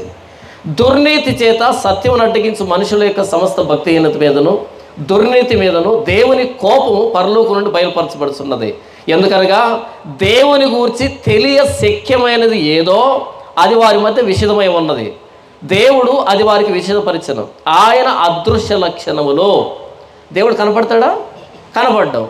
కానీ ఆయన లక్షణాలు కనపడతాయి. ఆయన అదృశ్య లక్షణములు అనగా ఆయన నిత్య శక్తియు దేవత్వమును జగదుత్పత్తి మొదలుకొని సృష్టించబడిన వస్తువులను ఆలోచించుట వలన తేటపడుచున్నావు కనుక వారు నిరుత్తరులై ఉన్నారు.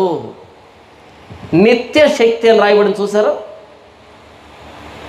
ప్రతిదీ నిత్యమే. దేవుడు ఏదైతే చేశాడో అది నిత్యంగా ఉండాల్సి ఉంది. ఆ రోజు వృక్షాలు మొలిపించాడు, గడ్డిని మొలిపించాడు, చెట్లను మొలిపించాడు. ఇప్పటికున్నాయా? నిత్యం ఉంటాయి, ఇంకెప్పటికి ఉంటాయి. ఆ రోజు వెలుగు కలుగాకన్నాడు, వెలుగు ఉందా? ఈరోజు ఉంది. ఆ రోజు ఆకాశాన్ని కలుగు చేశాడు, ఉందా? ఉంటుంది. దేవుడు ఏం చేశాడో ప్రతిదీ నిత్యం. దేవుడు చేసిన ప్రతిదీ నిత్యం.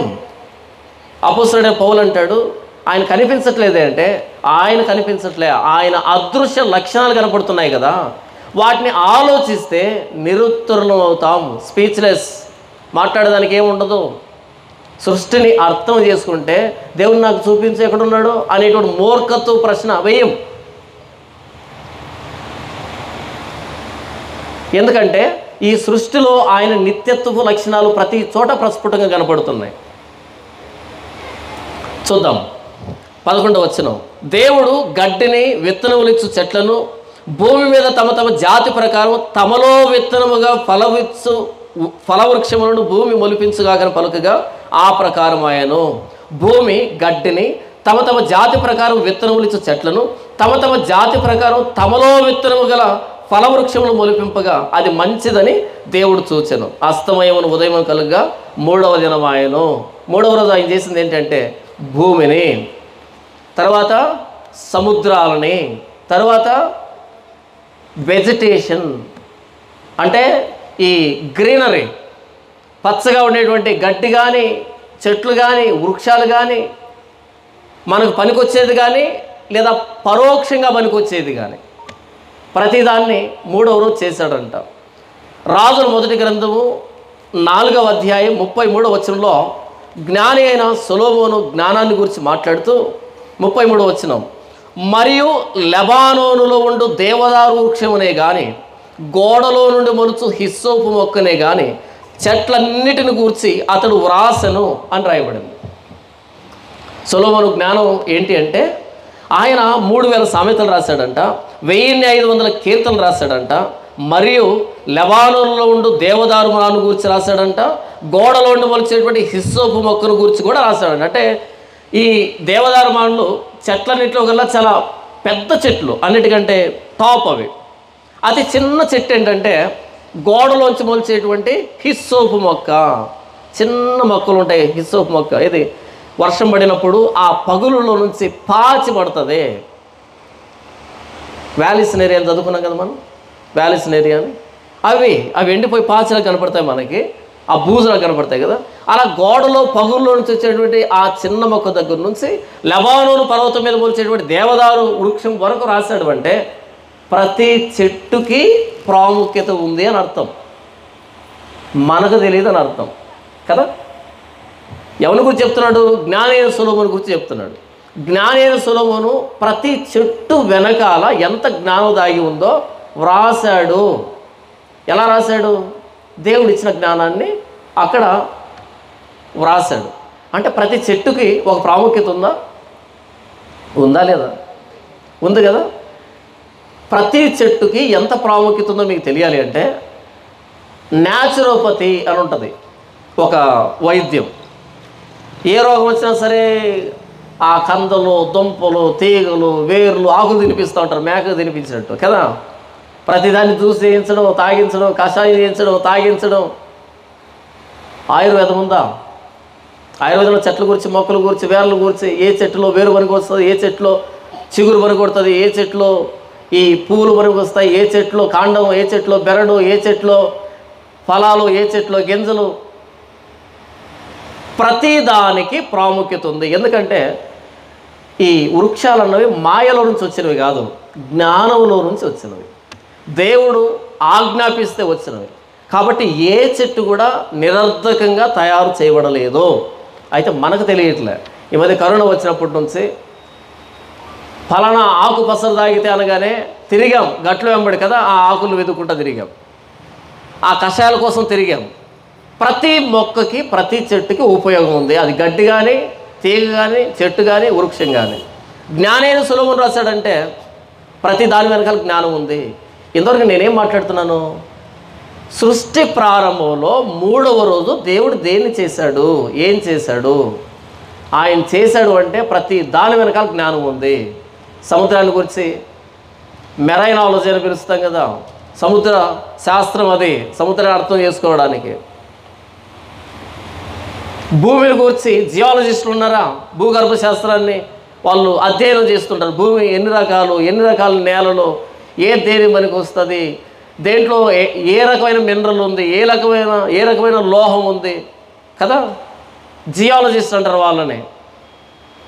ఎంత అద్భుతంగా దేవుడు చేశాడు కదా. చూద్దాం. కీర్తన గ్రంథం 104వ కీర్తన, కీర్తన గ్రంథం 104వ కీర్తన. మనం ఎక్కడైతే ఆపామో అక్కడికి చదువుకుందాం. 7 నుంచి చూద్దాం. నీవు గద్దింపగానే అవి పారిపోయాను, నీ ఉరుము శబ్దం విని అవి త్వరగా పారిపోయాను. నీవు వాటికి నియమించిన చోటికి పోవుటకై అవి పర్వతములకు ఎక్కెను, పల్లములకు దిగెను. అవి మరలి వచ్చి భూమిని కప్పక ఉండనట్లు అవి దాటలేని సరిహద్దుల్ని వాటికి నియమించుతవి. ఆయన కొండ లోయల్లో నీటి బుగ్గలను పుట్టించును, అవి మన్యముల్లో పారును. అవి అడవి జంతువులన్నిటికీ దాహం ఇచ్చును, వాటి వలన అడవి గాడులు దప్పి తీర్చుకొనును. వాటి ఒడ్డున ఆకాశ పక్షులు వాసము చేయను, కొమ్మల నడుమ అవి సునాదము చేయను. తన గదులలో నుండి ఆయన కొండలకు జలధారలను ఇచ్చును. నీ క్రియల ఫలము చేత భూమి తృప్తి పొందుతున్నది. పశువులకు గడ్డిని, ఇక్కడ భూమిని గురించి చెప్తున్నాడు. పైన వాటర్ని గురించి అయిపోయింది, ఇప్పుడు భూమిని గురించి. నీ క్రియల ఫలము చేత భూమి తృప్తి పొందుతున్నది.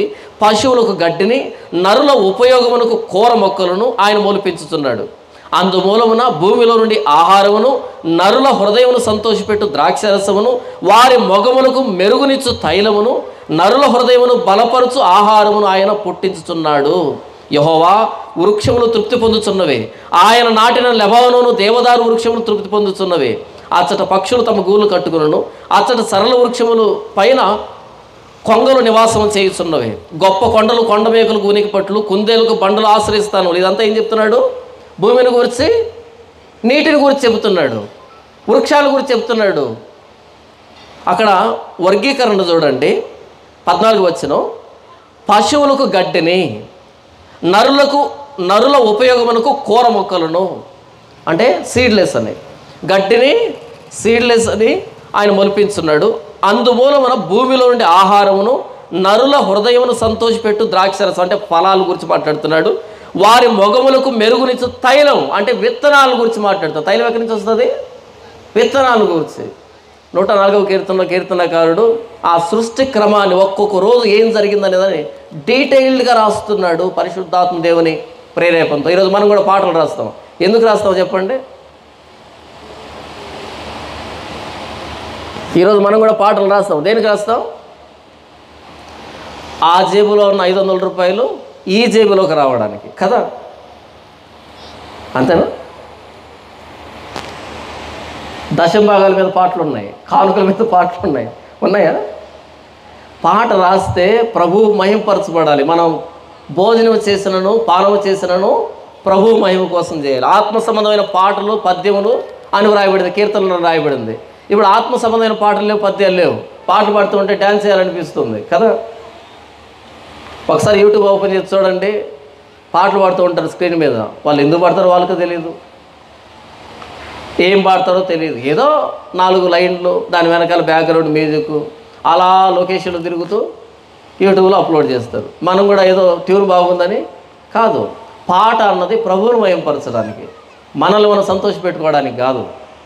ఏ సాహిత్యం ఉండదు, ఏమీ ఉండదు, రాసేయడమే, వదిలేసేయడమే. గలీజ్ చేశారంత కదా. ఇక 104వ కీర్తన పాటది. ఈ పాట మనకి ఏదైతే 9వ వచనం నుంచి 13వ వచనం వరకు ఆదికాండం 1వ అధ్యాయంలో ఏదైతే అస్పష్టంగా చెప్పబడిందో దాన్ని వివరిస్తూ వ్రాసినటువంటి పాట పరిశుద్ధాత్మ దేవుని ప్రేరేపణతో. ఇలా రాయని పాటలు మనం రాసే పాటను బట్టి ప్రభు మహిమ పొందాలి, ప్రభు ఘనపరచబడాలి. అది పాట. భక్తుడైన దావీదు 51వ కీర్తన రాశాడు. యుగాంతం వరకు మనం పశ్చాత్తాపడడానికి కావలసినటువంటి సాహిత్యం అందులో దాగి ఉంది. ఎంత ఒప్పు కావాలో పాపాన్ని అంత ఉంది అందులో. కానీ మనం పాటలు రాస్తాం, పాపం చేద్దాం అనిపిస్తుంది ఆ పాట వింటూ ఉంటే, అంత దరిద్రంగా ఉంటాయి. అవునా? ఇంకొకసారి చెప్తా వినండి. స్క్రీన్ మీద కనుక అమ్మగారు అయ్యగారు బీచ్లోనూ కొండలోనూ నడుచుకుంటూ పాటలు పాడుతూ అప్లోడ్ అయిందనుకో వీడియో, దాన్ని స్కిప్ చేసేసి చూడకండి. ఎందుకంటే ఆ పాట రాసింది మహిమ ఘనత స్తుతి ప్రభావాలన్నీ వీళ్ళకే దక్కేటట్టుగా రాసుకున్నారు. అవును? దయచేసి దాన్ని నొక్కి దాని కింద అమ్మగారు చాలా బాగా పాడారు, అయ్యగారు చాలా బాగా పాడారు అని రాశారనుకోండి, మీరు దేవుని వెక్కిరిస్తున్నారని అర్థం. నాకు తెలియకడుతారు, ఎందుకు మీరు ఆ స్క్రీన్ మీద కనిపించాలి? ఏం పని ఉంది?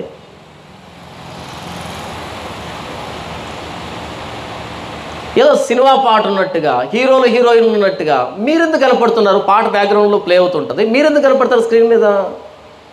అంటే దేవుడికి ఏమాత్రం మహిమ లేకుండా మొత్తం మీకే కావాలన్నా? అదే కదా దాని ఉద్దేశం. మరలా పల్లవికి చరణానికి డ్రెస్సులు మారిపోతుంటాయి, లొకేషన్ మారిపోతుంటాయి. ఎందుకు రాశారు? మీ మహిమ కోసం కదా రాశారు మీరు. అలాంటి పాటలు వినకండి. మరలా ఆ పాట రచయిత ఒక ఆయన, లిరిక్స్ రాసిన ఒక ఆయన, ట్యూన్స్ ఒక ఆయన, వోకల్స్ ఒక ఆయన, మ్యూజిక్ ఒక ఆయన. ఎందుకు ఇంత డీటెయిల్స్ ఎందుకు?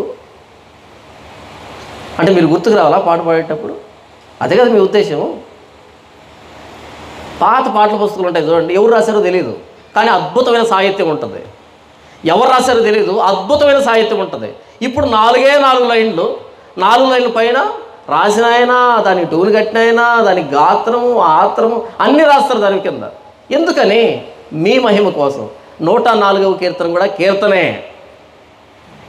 ఈ కీర్తన సృష్టిని వర్ణిస్తూ ఉంది అద్భుతంగా. మనం రాసే కీర్తన ఎవరిని వర్ణిస్తుంది, ఎవరిని కనపరుస్తుంది? అది ప్రశ్న. సరే, ఇప్పుడు మరలా మొదటికి వద్దాం. 3వ దినాన్ని దేవుడు ఏం చేశాడు? సముద్రాన్ని కదా. 57వ అధ్యాయం యెషయా గ్రంథం 57వ అధ్యాయము 20వ వచనంలో ఇలా వ్రాయబడింది. నేను చదివి వినిపిస్తాను. యెషయా గ్రంథం 57వ అధ్యాయం 20వ వచనం. అక్కడ మానవ హృదయాన్ని దేవుడు యెషయా ద్వారా మాట్లాడుతున్న మాట, భక్తిహీనులు కదులుచున్న సముద్రం వంటి వారు, అది నిమ్మలింపనేరదు, దాని జలములు బురదను మైలను పైకి వేయను అని మాట్లాడుతున్నాడు. భక్తిహీనుల హృదయం ఎలాంటిదంట? సముద్రం లాంటిదంట. భక్తిహీనులు ఎవరు ఇంతకీ? భక్తిహీనులు ఎవరు ఇంతకీ? ఈ మీటింగ్కి రాను వల్ల అందరం మనమంతా భక్తిహీనులమే. నీతిమంతులు లేడు, ఒక్కడు లేడా? అందరూ చెడిపోయిన అలాగేనా? ఆస్కర్ వైల్డ్ తెలుసా మీకు? ఆస్కర్ వడ్డిస్తారే, ఆయన పేరు ఆస్కర్ వైల్డ్ అని ఒక మాట రాస్తాడు ఆయన తన కోట్లో భాగంగా. ఈ ప్రపంచం అంతా ఒక గట్టర్ అంటాడు. గట్టర్ తెలుసా మీకు? గట్టర్ అంటే మురికాలు నల్లగా పోతుంటుంది కందెంలాగా, అదనమాట. ఈ ప్రపంచం అంతా గట్టర్ అంట. మనుషులందరూ పందులంట. పోలిక చూడండి. ఈ ప్రపంచం అంతా గట్టర్ అంట, ఈ మనుషులంతా పందులంట. అయితే అందులో కొన్ని పందులు ఆకాశం వైపు చూస్తున్నాయంట. అవే ఇవి. మీకు అర్థమైందా? అందరం పాపవంకిలమైన ప్రపంచంలో బ్రతుకుతున్నాం. అయితే మనం కూడా గట్టర్లోనే ఉన్నాం, కాకపోతే పైకి చూస్తున్నాం ఎప్పుడైనా అక్కడికి వెళ్తామా అని. మిగతా పందులు ఏం చేస్తున్నాయి? అది మనకు అందదు పాడలేదు, ఇక్కడే తిరుగుతున్నాయి. అందరం పందులమే, కాకపోతే మనం కొంచెం పైన చూస్తున్నాం. గోలు కొంచెం పైన ఉంది, ప్రభువా సాయం చేయవా, అక్కడికి రావాలని ఉంది అని ప్రయత్నం చేస్తున్నాం. కానీ మిగతా పందులు ఏం చేస్తున్నాయి? అక్కడ పోయింది లేదు, చచ్చింది లేదు, ఇక్కడే తిరుగుదాం, ఇక్కడే తిందాం, ఇక్కడే సంతోషపడదాం. పరలోకం లేదు, నరకం లేదు, దేవుడు లేదు, దైవం లేదు, చచ్చినంత కాలం అనుభవించాలి. ఎవడో ఆటో వెనకాల రాశాడు quotation, enjoy every moment because death is unexpected అంట. అది అర్థమైందా? చావును చూసినప్పుడు ప్రతి క్షణం అనుభవించాలంట, ఎందుకంటే డెత్ ఈజ్ అన్ఎక్స్పెక్టెడ్ అంట. అది కాదు, డెత్ ఈజ్ అన్ఎక్స్పెక్టెడ్ కాబట్టి ఎవ్రీ సెకండ్ రెపెంట్ అవ్వాలి, సరిచేయబడాలి. హిజ్కియా నీకు మరణం సంభవించబోతుంది కాబట్టి enjoy your life every second అన్నాడా? నో. ఇల్లు చక్కబెట్టుకో అన్నాడు. ఇల్లు చక్కబెట్టుకో అంటే సరి చేసుకో, టాలీ చేసుకో దేవునితో, అదిగా జరగాలి అంతే. బైబిల్ చదవకపోతే ఆటో వెనకాల కొటేషన్ ఇలాగే ఉంటాయి, ఎంజాయ్ ఎవరీ మూమెంట్. అది చచ్చేవాడు ఎంత ఎంజాయ్ చేస్తే ఏమొస్తుంది? చచ్చేవాడు ఎంత ఎంజాయ్ చేస్తే ఏమొస్తుంది? ఏం రాదు. దేవునితో టాలీ చేసుకుంటే, అకౌంట్ టాలీ చేసుకుంటే ఆ పరలోకం ప్రాప్తిస్తుంది. భక్తిహీనులు కదులుచున్న సముద్రం వంటి వారు. ఎందుకంటే సముద్రం అంట దాని జలాలని, బురదను, మైలను పైకి వేస్తూ ఉంటుందంట. ఎప్పుడు సముద్రం కదులుతూనే ఉంటుంది. కదిలేటువంటి సముద్రం ఎప్పుడు బురదని, మైలని, దాని చెత్తంతటిని ఒడ్డు మీద తీసుకుని వస్తుంటారు. చూస్తారు ఎప్పుడైనా మీరు? ఎందుకు మనం బీచ్కి వెళ్తాం, ఎక్కడ పడితే అక్కడ మునగం? ఆ బీచ్ దగ్గర వాళ్ళు క్లీన్ చేసి ఉంటారు కాబట్టి. అవునా? మిగిలిన చోట ఎక్కువ నుంచి అంత దూరం మురికి ఉంటుంది, బురద ఉంటుంది. అదే బీచ్లో వాడు టికెట్ పెట్టి ఏం చేస్తాడు అంటే క్లీన్ చేసి పెట్టుంటాడు కాబట్టి అక్కడ బీచ్లోకి వెళ్తాం. అది విషయం. లేకపోతే ఎక్కడంటే అక్కడ మునగొచ్చు, కాబట్టి అక్కడ క్లీన్గా లేదు కాబట్టి. సముద్రం ఎలాగైతే బురదను, మైలను ఎప్పుడు బయట వేస్తూ ఉంటుందో, ఇది కూడా ఏం చేస్తుంది? ఎప్పుడు చెడు తలంపుల్ని, ఆలోచనల్ని బయటికి వేస్తూనే ఉంటుంది. హృదయము మోసకరమైనది, అది ఘోరమైన వ్యాధి కలిగింది, దాన్ని గ్రహింపగలిగిన వాడెవడు? ప్రభువైన యేసుక్రీస్తు ఈ హృదయం అనేటువంటి సముద్రాన్ని గురించి, ఈ హృదయం అనే సముద్రం వేసేటువంటి ఆ బురదను, మైలను గురించి ఏం మాట్లాడుతున్నాడు చూడండి. మత్తయి సువార్త 15వ అధ్యాయము 19వ వచనం నుంచి 18 నుంచి, నోటి నుండి బయటకు వచ్చినవి హృదయం నుండి వచ్చును. నోట్లోంచి వచ్చేటువంటి బూతులు ఉంటాయి, మాటలు ఉంటాయి. ఎక్కడి నుంచి వస్తాయంట? హృదయం నుంచి వస్తాయంట. ఇవే మనుషులు అపవిత్రపరచులు మీరు గ్రహింపరా? దురాలోచనలు, నరహత్యలు, వ్యభిచారములు, వేశ్యగమనములు, దొంగతనములు, అబద్ధ సాక్ష్యములు, దేవదూషణలు హృదయంలో నుండియే వచ్చును. ఇవే మనుషులు అపవిత్రపరచును కానీ చేతులు కడుక్కొనకు భోజనం చేయటం మనుషులు అపవిత్రపరచదని చెప్పాను. ఈ హృదయం అనేటువంటి ఎప్పుడు నిమ్మలించినటువంటి సముద్రంలో నుంచి ఏమొస్తుందంట? దురాలోచన, తర్వాత నరహత్య, వ్యభిచారం, వేశ్యగమనం, దొంగతనం, అబద్ధ సాక్ష్యం, దేవదూషణ, ఇవన్నీ లోపల నుంచి వస్తున్నాయంట. మూడవ దినాన దేవుడు ఏం చేశాడు? మూడవ దినాన మీరు విన్నారా, వినలేదా? సముద్రాన్ని చేశాడు కదా. నంబర్ 2, ఎఫెసీయులకు రాసిన పత్రిక 4వ అధ్యాయం. ఎఫెసీయులకు రాసిన పత్రిక 4వ అధ్యాయము 8వ వచనం, అందుచేత ఆయన ఆరోహణమైనప్పుడు, ఆయన అంటే ప్రభువైన యేసుక్రీస్తు, అందుచేత ప్రభువైన యేసుక్రీస్తు ఆరోహణమైనప్పుడు, పునరుద్ధానుడైనప్పుడు చెరను చెరగా పట్టుకుని పోయి మనుషులకు ఈవులను అనుగ్రహించడని చెప్పబడి ఉన్నది. ఆరోహణము ఆయను అనగా ఆయన భూమి యొక్క క్రింది భాగములకు దిగినని అర్థం ఇచ్చుతున్నది కదా. భూమి యొక్క క్రింది భాగములకు అనగా మనలో ఏం చేశారు తెలుసా? పాతాళం అన్నారు. సారీ, అది పాతాళం కాదు, భూమి యొక్క క్రింది భాగాల కంటే లోవెస్ట్ ప్లేసెస్ ఆఫ్ అర్త్ అని. అంటే దాని అర్థం ఏంటి? లోయెస్ట్ ప్లేస్ ఆఫ్ ఎర్త్ అంటే హైయెస్ట్ ప్లేస్ ఆఫ్ ఎర్త్ అంటే ఏంటి? హైయెస్ట్ ప్లేస్ ఆఫ్ ఉన్నత స్థలాలు అని రాయబడ్డ బైబిల్లో. హైయెస్ట్ ప్లేస్ ఆఫ్ ఎర్త్ అంటే పర్వతాలు, పర్వత శిఖరాలు. లోయెస్ట్ ప్లేస్ ఆఫ్ ఎర్త్ అంటే మనుషులు తిరిగేటువంటి భూభాగం కదా. యేసు ప్రభు మొదట భూమి మీదకి వచ్చాడు, ఆయన ఆరోహణం అయ్యాడు అంటే ఫస్ట్ ఆయన దిగాడని అర్థం. ఆరోహణం అంటే పైకి, అవరోహణం అంటే కిందికి. ఆయన ఆరోహణం అయ్యాడంటే అంతకంటే ముందు అవరోహణం అయ్యాడు. ఆ వాక్యము శరీరధారి అయి కృపాసత్య సంపూర్ణుడిగా మన మధ్య నివసించను. ఇలా నివసించిన ఈయన శిలువ మీద ప్రాణం పెట్టి సమాధి చేయబడి 3వ దినాన ఆరోహణం అయ్యాడు. ఆరోహణం అయ్యాడంటే మొదట అవరోహణం అయ్యాడు అని అర్థం. భూమి యొక్క కింది ప్రదేశం దిగాడంటే మన లెవెల్కి వచ్చాడు, మన మధ్య మనిషిగా సంచరించాడు భూమి మీద. ఏ ప్రభు అయిన యేసుక్రీస్తు వారైతే కలిగి ఉన్నది ఏది ఆయన లేకుండా కలగలేదని వ్రాయబడిన ఏ ప్రభు అయిన యేసుక్రీస్తు వారైతే ఆయన భూమిని చేశాడు కదా, 6 నెలలు కనబడాలి అన్నాడు.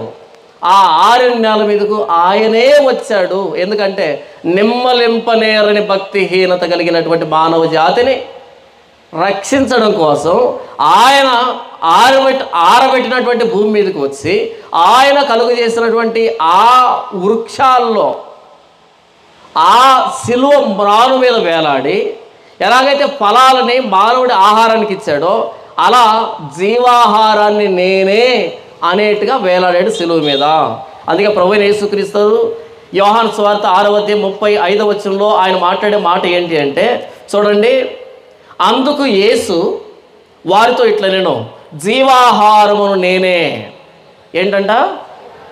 కానీ 3వ దినాన ఆయన గడ్డిని, వృక్షాలని, ఫలాలు ఇచ్చేటువంటి చెట్లని, విత్తనాలు ఇచ్చేటువంటి వాటిని చేశాడే, అవి దేనికి అవి? 27వ వచనం, క్షయమైన ఆహారం కొరకు కష్టపడకుడి, కానీ నిత్య జీవం కలుగజేయు అక్షయమైన ఆహారం కొరకే కష్టపడుడి. 2 రకాల ఆహారాలు చెప్తున్నాడు. ఒకటి క్షయమైనటువంటి ఆహారం. ఏంటి క్షయమైన ఆహారం? ఇదిగో ఆ 3వ దినాన్ని చేశాడే, ఈ వృక్ష ప్రపంచాన్ని చేశాడే, వృక్షాలు చేశాడే, ఆ వృక్షాల నుంచి వచ్చేటువంటి ఏ ఆహారం అయినా క్షయమైపోయేటువంటి ఆహారం. 3 గంటలకు 4 గంటలకి అరిగిపోవాల్సిందే, ఉండదు కడుపులో, మరలా ఆకలి అవ్వాల్సిందే, మరలా తినాల్సిందే. క్షయమైపోయేటువంటి ఆహారం. 3వ దినాన క్షయమైపోయేటువంటి ఆహారాన్ని చేశాడు. ఆ వృక్షాలను చేయడం ద్వారా ఆయన సమాధిలో పెట్టుబడి 3వ దినాన్ని మృత్యుంజయుడిగా తిరిగి లేవడం ద్వారా జీవాహారంగా తన్ను తాను మనకిచ్చుకున్నాడు. ఇది అనేకుల కొరకై విరవబడుతున్న నా శరీరము, దీన్ని తిన్నప్పుడల్లా నన్ను జ్ఞాపకం తెచ్చుకోండి. ఏ ఆహారం ఇది? నిత్య జీవార్థమైనటువంటి ఆహారం ఇది. ఇది పరలోకపు మన్నా. ఆ అరణ్యంలో మన్నా తిన్న వాళ్ళు మరణించారు, కానీ ఈ పరలోకపు మన్నా తిన్న వాళ్ళు మరణించరు.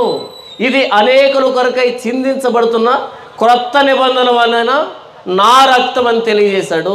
కొండల్లో జలధారను ఆయన బిగించాడు, అవి మన్యంలో పారుతాయి. పశువులకి, పక్షులకి, మనుషులకి నీటి వనరుగా ఉంటాయి కదా. నా రక్తము నిజమైన పానీయము. మీకు అర్థమవుతుందా? ప్రభువైన యేసుక్రీస్తు సృష్టిలో ప్రతి అణువులో దాగి ఉన్నాడు. ఆయన కూర్చున్నటువంటి సత్యం ప్రతి అణువులో దాగి ఉంది. నిమ్మలింపనేరని భక్తిహీనుల కోసం ఈ సర్వ సృష్టిని కలుగు చేస్తున్న దేవుడు ఆరిన నేల మీదకి నరావతారిగా వచ్చాడు కన్యమరి గర్భం ద్వారా. ఆ వాక్యం శరీరధారి కృపాసత్య సంపూర్ణుడు మన మధ్య నివసించాడు. ఆయన మన పాపాలని శిలువ మాను మీద, చెట్టు మీద వేలానివాడు శాపగ్రస్తుడని రాయబడిన ద్వితీయోపదేశ కాండంలో. ఆ శిలువ మాను మీద మన శాపాన్ని భరిస్తూ ఆయన శిలువ మీద వ్రేలాడాడు. ఆ వ్రేలాడుతున్న ప్రభువైన యేసుక్రీస్తుని ఎవరు తెంపుకుంటే వాళ్ళు నిత్య జీవానికి అర్హులవుతారు. ఆయన జీవవృక్ష ఫలం. ఆ వ్రేలాడుతున్న ప్రభువైన యేసుక్రీస్తు దగ్గరకు వచ్చి, యేసు ప్రభువా, నేను భక్తిహీనుణ్ణి, నా భక్తిహీనత సముద్రం కంటే విశాలమైంది, సముద్రం కంటే లోతైన అగాధం కలిగినటువంటి మనసు నాది, నా జీవితంలో మంచితనం అంటే ఏమీ లేదు. ప్రభువా, నా భక్తిహీనతను తీసివేయడానికి నీవు శరీరాన్ని ధరించి లోకానికి వచ్చావు. నీతిమంతుని కొరకు సహితం ఒకడు ప్రాణం పెట్టుట అరుదు, అయితే చెడ్డవారి కోసం, అనీతివంతుల కోసం నీతివంతుడైన ప్రభువైన యేసుక్రీస్తు భక్తిహీనుల కోసం యుక్త కాలమున ప్రాణం పెట్టెను. ప్రభువా, నా పాపాన్ని, శాపాన్ని, భక్తిహీనతను భరిస్తూ ఆ శిలువ మీద వ్రేలాడడానికి ఎంత ప్రేమ నాయనా. నీ శరీరంలోనూ నీ రక్తంలోనూ పాలు పంపులు పొందడానికి జీవాహారంగా నిన్ను నీవే ఇచ్చుకున్నందుకే నీ కృతజ్ఞతలు.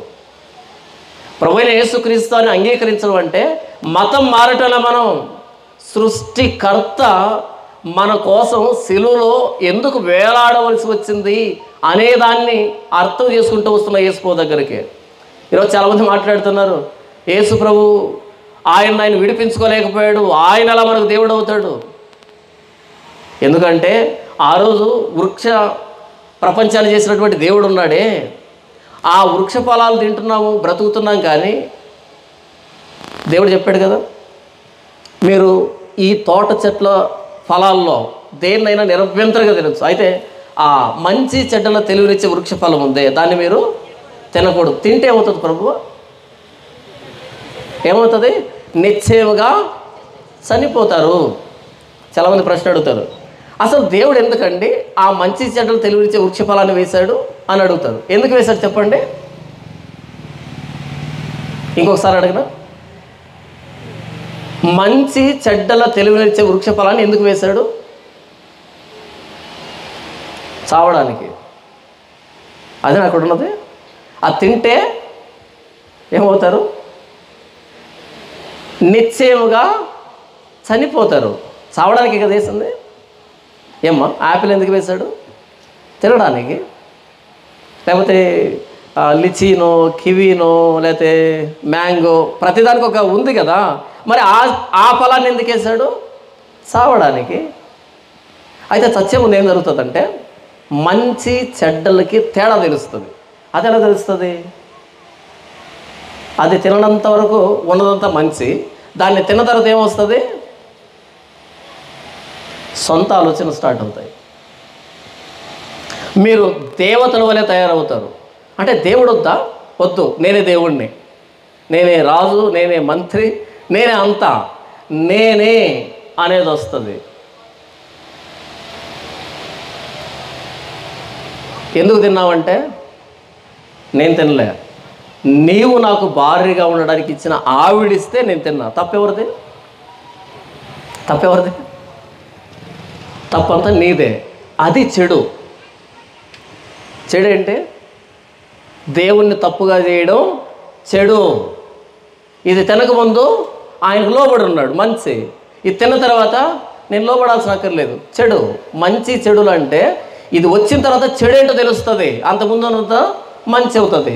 మంచి చెడ్డను తెలివించే వృక్ష ఫలం తింటే ఓన్ డెసిషన్స్ చేస్తాం.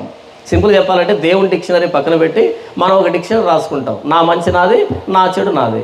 నా మంచి నీకు మంచి కావచ్చు, నీ మంచి నాకు మంచి కాకపోవచ్చు. ఎవరి నీతి వాళ్ళదే. దేవుని నీతి మీద ఆధారపడడం, దేవుని డెఫినేషన్ మీద ఆధారపడడం అన్నీ మన సొంత నిర్ణయాలు ఉంటాయి. అది ఆ పండు తింటే వచ్చేటువంటి లాభం. అలా చావు వచ్చింది. అలా 930 సంవత్సరాలకి ఆదాము చనిపోయాడు. ఎందుకేసాడు ఆ చెట్టుని దేవుడు? చావడానికి, సొంత డిక్షనరీ తయారు చేసుకోవడానికి చెప్పాడు ఆయన. ఈ ఫ్రూట్ దేనికంటే దీనికి అని చెప్పాడు. మనం చాలామంది ఏమంటామంటే, ముగించేస్తాను, చాలామంది ఏమంటామంటే అసలు దేవుడు ఎందుకు వెళ్ళండి ఆ చెట్టుని? ఆయన వేయకపోతే మనం తినం కదా. మనం బజార్కి వెళ్ళినప్పుడు పురుగుల మందు షాప్ ఉంటుంది, ఆ పక్కనే కూల్ డ్రింక్ షాప్ ఉంటుంది కదా. ఇటువైపు ఫాస్ట్ ఫుడ్ ఉంటుంది, ఆ మధ్యలో పురుగుల మందు షాప్ ఉంటుంది. అసలు ఎందుకంటే ఇక్కడ పురుగుల మందు షాప్ పెట్టారు అని కొట్ట తాగేస్తామా? తాగం కదా. తాగితే తెలివి కాదు కదా. కూల్ డ్రింక్ తాగాలి, ఫాస్ట్ ఫుడ్ తినాలి. ఆ పురుగుల మందు తాగి ఆ గురికల మందు తిని వద్దు, అది తెలివి. ఆయన చెట్టును వేశాడు, ఆ ఫలం ఏం పని చేస్తుందో, ఎలాంటి మార్పు చెప్పాడు. చెప్పిన తర్వాత తినకపోవడం తెలివి అంటారు. తినిన తర్వాత ఎందుకు వేశాడంటే, అంటే కనిపిస్తే తినేస్తావా? ఏం కనిపిస్తే అది తింటావా? ఎందుకుంది అక్కడ అంటావా? మట్టి తింటావా? గడ్డి తింటావా? తినము. ఎందుకుందండి మట్టి అని తింటారు ఎవరైనా? కాబట్టి అతి తెలివితేటలన్నీ ప్రదర్శించు. ఈ అతి తెలివి వచ్చిందే ఆ పండు తినే. ఈ అతి తెలివి దేవుణ్ణి నిందించేటువంటి వచ్చిందే ఆ పండు తినే. నీవు నాకు భారీగా ఉండడానికి ఇచ్చిన ఆవిడిస్తే నేను తిన్నా. అంటే దేవుడి మీద వేలెత్తి చూపించేటువంటి తత్వమే ఆ పండు తిన్నటువంటి క్యారెక్టరు, సైడ్ ఎఫెక్ట్ అది. అలా వచ్చిన మరణాన్ని, ఆ పండు తెంపితే వచ్చిన మరణాన్ని అదే చెట్టుకు వేలాడటం ద్వారా మనకు జీవవృక్ష ఫలమయ్యాడు ప్రభువైన యేసుక్రీస్తు వారు. ఎవరైతే ప్రభువైన యేసుక్రీస్తు వారిని తమ సొంత రక్షకుడిగా అంగీకరిస్తారో, మారు మనసు పశ్చాత్తాపం బాప్తిస్మం ద్వారా అంగీకరిస్తారో, వాళ్ళు మరణించినను తిరిగి లేస్తారు. నిత్య జీవితం ప్రభువైన యేసుక్రీస్తు వారితో. 3వ రోజు దేవుడు ఏం చేశాడు? సముద్రాన్ని చేశాడు, భూమిని చేశాడు, గడ్డిని చేశాడు, విత్తనములు ఇచ్చే వృక్షాలు చేశాడు, ఫలాలను ఇచ్చేటువంటి వృక్షాలను చేశాడు. ఇది 3వ రోజు జరిగినటువంటి సృష్టి. ప్రభువైన యేసుక్రీస్తు వారు 3వ దినాన్ని తిరిగి లేవడం ద్వారా నూతన సృష్టిగా చేశాడు మనల్ని. కాగా ఎవడైనా క్రీస్తునందున్న వాడు నూతన సృష్టి. మన భోజనం ఎవరు? ఆయన శరీరం, ఆయన రక్తం. అంటే ఏంటి? అంత చపాతి, అంత ద్రాక్షరసమా? నో. ఆయన నా కోసం శిలువలో ప్రాణం పెట్టాడు, సమాధి చేయబడ్డాడు, తిరిగి లేచాడు. ఆయన మరణ సమాధి పునరుద్ధానాలని జ్ఞాపకం చేసుకుంటూ రావడమే బలలో చేయవేడు కదా మన జీవాహారం. మనకు భోజనం ఉన్నా లేకపోయినా సరే నన్ను ఆయన ప్రాణం పెట్టేంతగా ప్రేమించాడు. ఆయన శిలువ త్యాగాన్ని జ్ఞాపకం చేసుకోవడమే మన జీవానికి కారణం. మన ప్రభువైన యేసుక్రీస్తు మనం నడిచినటువంటి నేల మీద నడిచాడు. మనం నమ్ముకున్న దేవుడు తవ్వకాల్లో బయటపడిన దేవుడు కాదు. ప్రభువైన యేసుక్రీస్తు వారిని ఎవరో తవ్వుతూ ఉంటే లోపల నుంచి బయటికి రాలాయన. పరలోకాన్ని విడిచి భూలోకానికి వచ్చాడు, మన మధ్య సంచరించాడు. హిస్టారికల్ ఫిగర్ ఆయన, చారిత్రాత్మక నేపథ్యం కలిగినటువంటి దేవుడు ఆయన. క్రీస్తు శకం, క్రీస్తు పూర్వం కాలాన్ని రెండుగా విడగొట్టిన దేవుడు ఆయన. రొమ్ము విరుచుకొని ప్రకటించాలి ఆయన్ని. సిగ్గుపడేది తవ్వకాల్లో బయటపడిన దేవుని ఆరాధించేవాళ్ళు. చారిత్రాత్మక నేపథ్యం కలిగిన మన ప్రభువైన యేసుక్రీస్తుని గురించి రొమ్ము విరుచుకొని ప్రకటించాలి. నా దేవుడు చరిత్రలో ఉన్నాడు, భూమి మీద నడయాడాడు. అవునా? నా ప్రభువైన యేసుక్రీస్తు నన్ను రక్షించడానికి ఆ శిలువ మ్రాను మీద నా శాపాన్ని, నా పాపాన్ని మోసాడు. నేను ఉచితంగా నీతిమంతుణ్ణి, ఉచితంగా పరిశుద్ధుణ్ణి. ఉచితమైన రక్షణ నాకు అనుగ్రహించాడు ఆయన వేలాడడం ద్వారా. ఆ శిలువ అదే. 3వ దినం జరిగిన సృష్టి మానవ జాతిని నిత్యత్వంలో నడిపించలే, కానీ 3వ దినం తిరిగి లేచిన యేసు ప్రభు మనల్ని నిత్యత్వానికి నడిపించాడు. ప్రభువైన యేసుక్రీస్తుని నమ్మడం అంటే మతాన్ని మారడం కాదు, మతాన్ని నమ్ముకోవడం కాదు. ప్రభువైన యేసుక్రీస్తుని నమ్ముతున్నామంటే సృష్టికర్తని, ఏ సృష్టికర్త అయితే ఈ మానవ జాతిని చేశాడు, సృష్టిని చేశాడు, ఆయన శిలువ మీద ప్రాణం పెట్టాడు.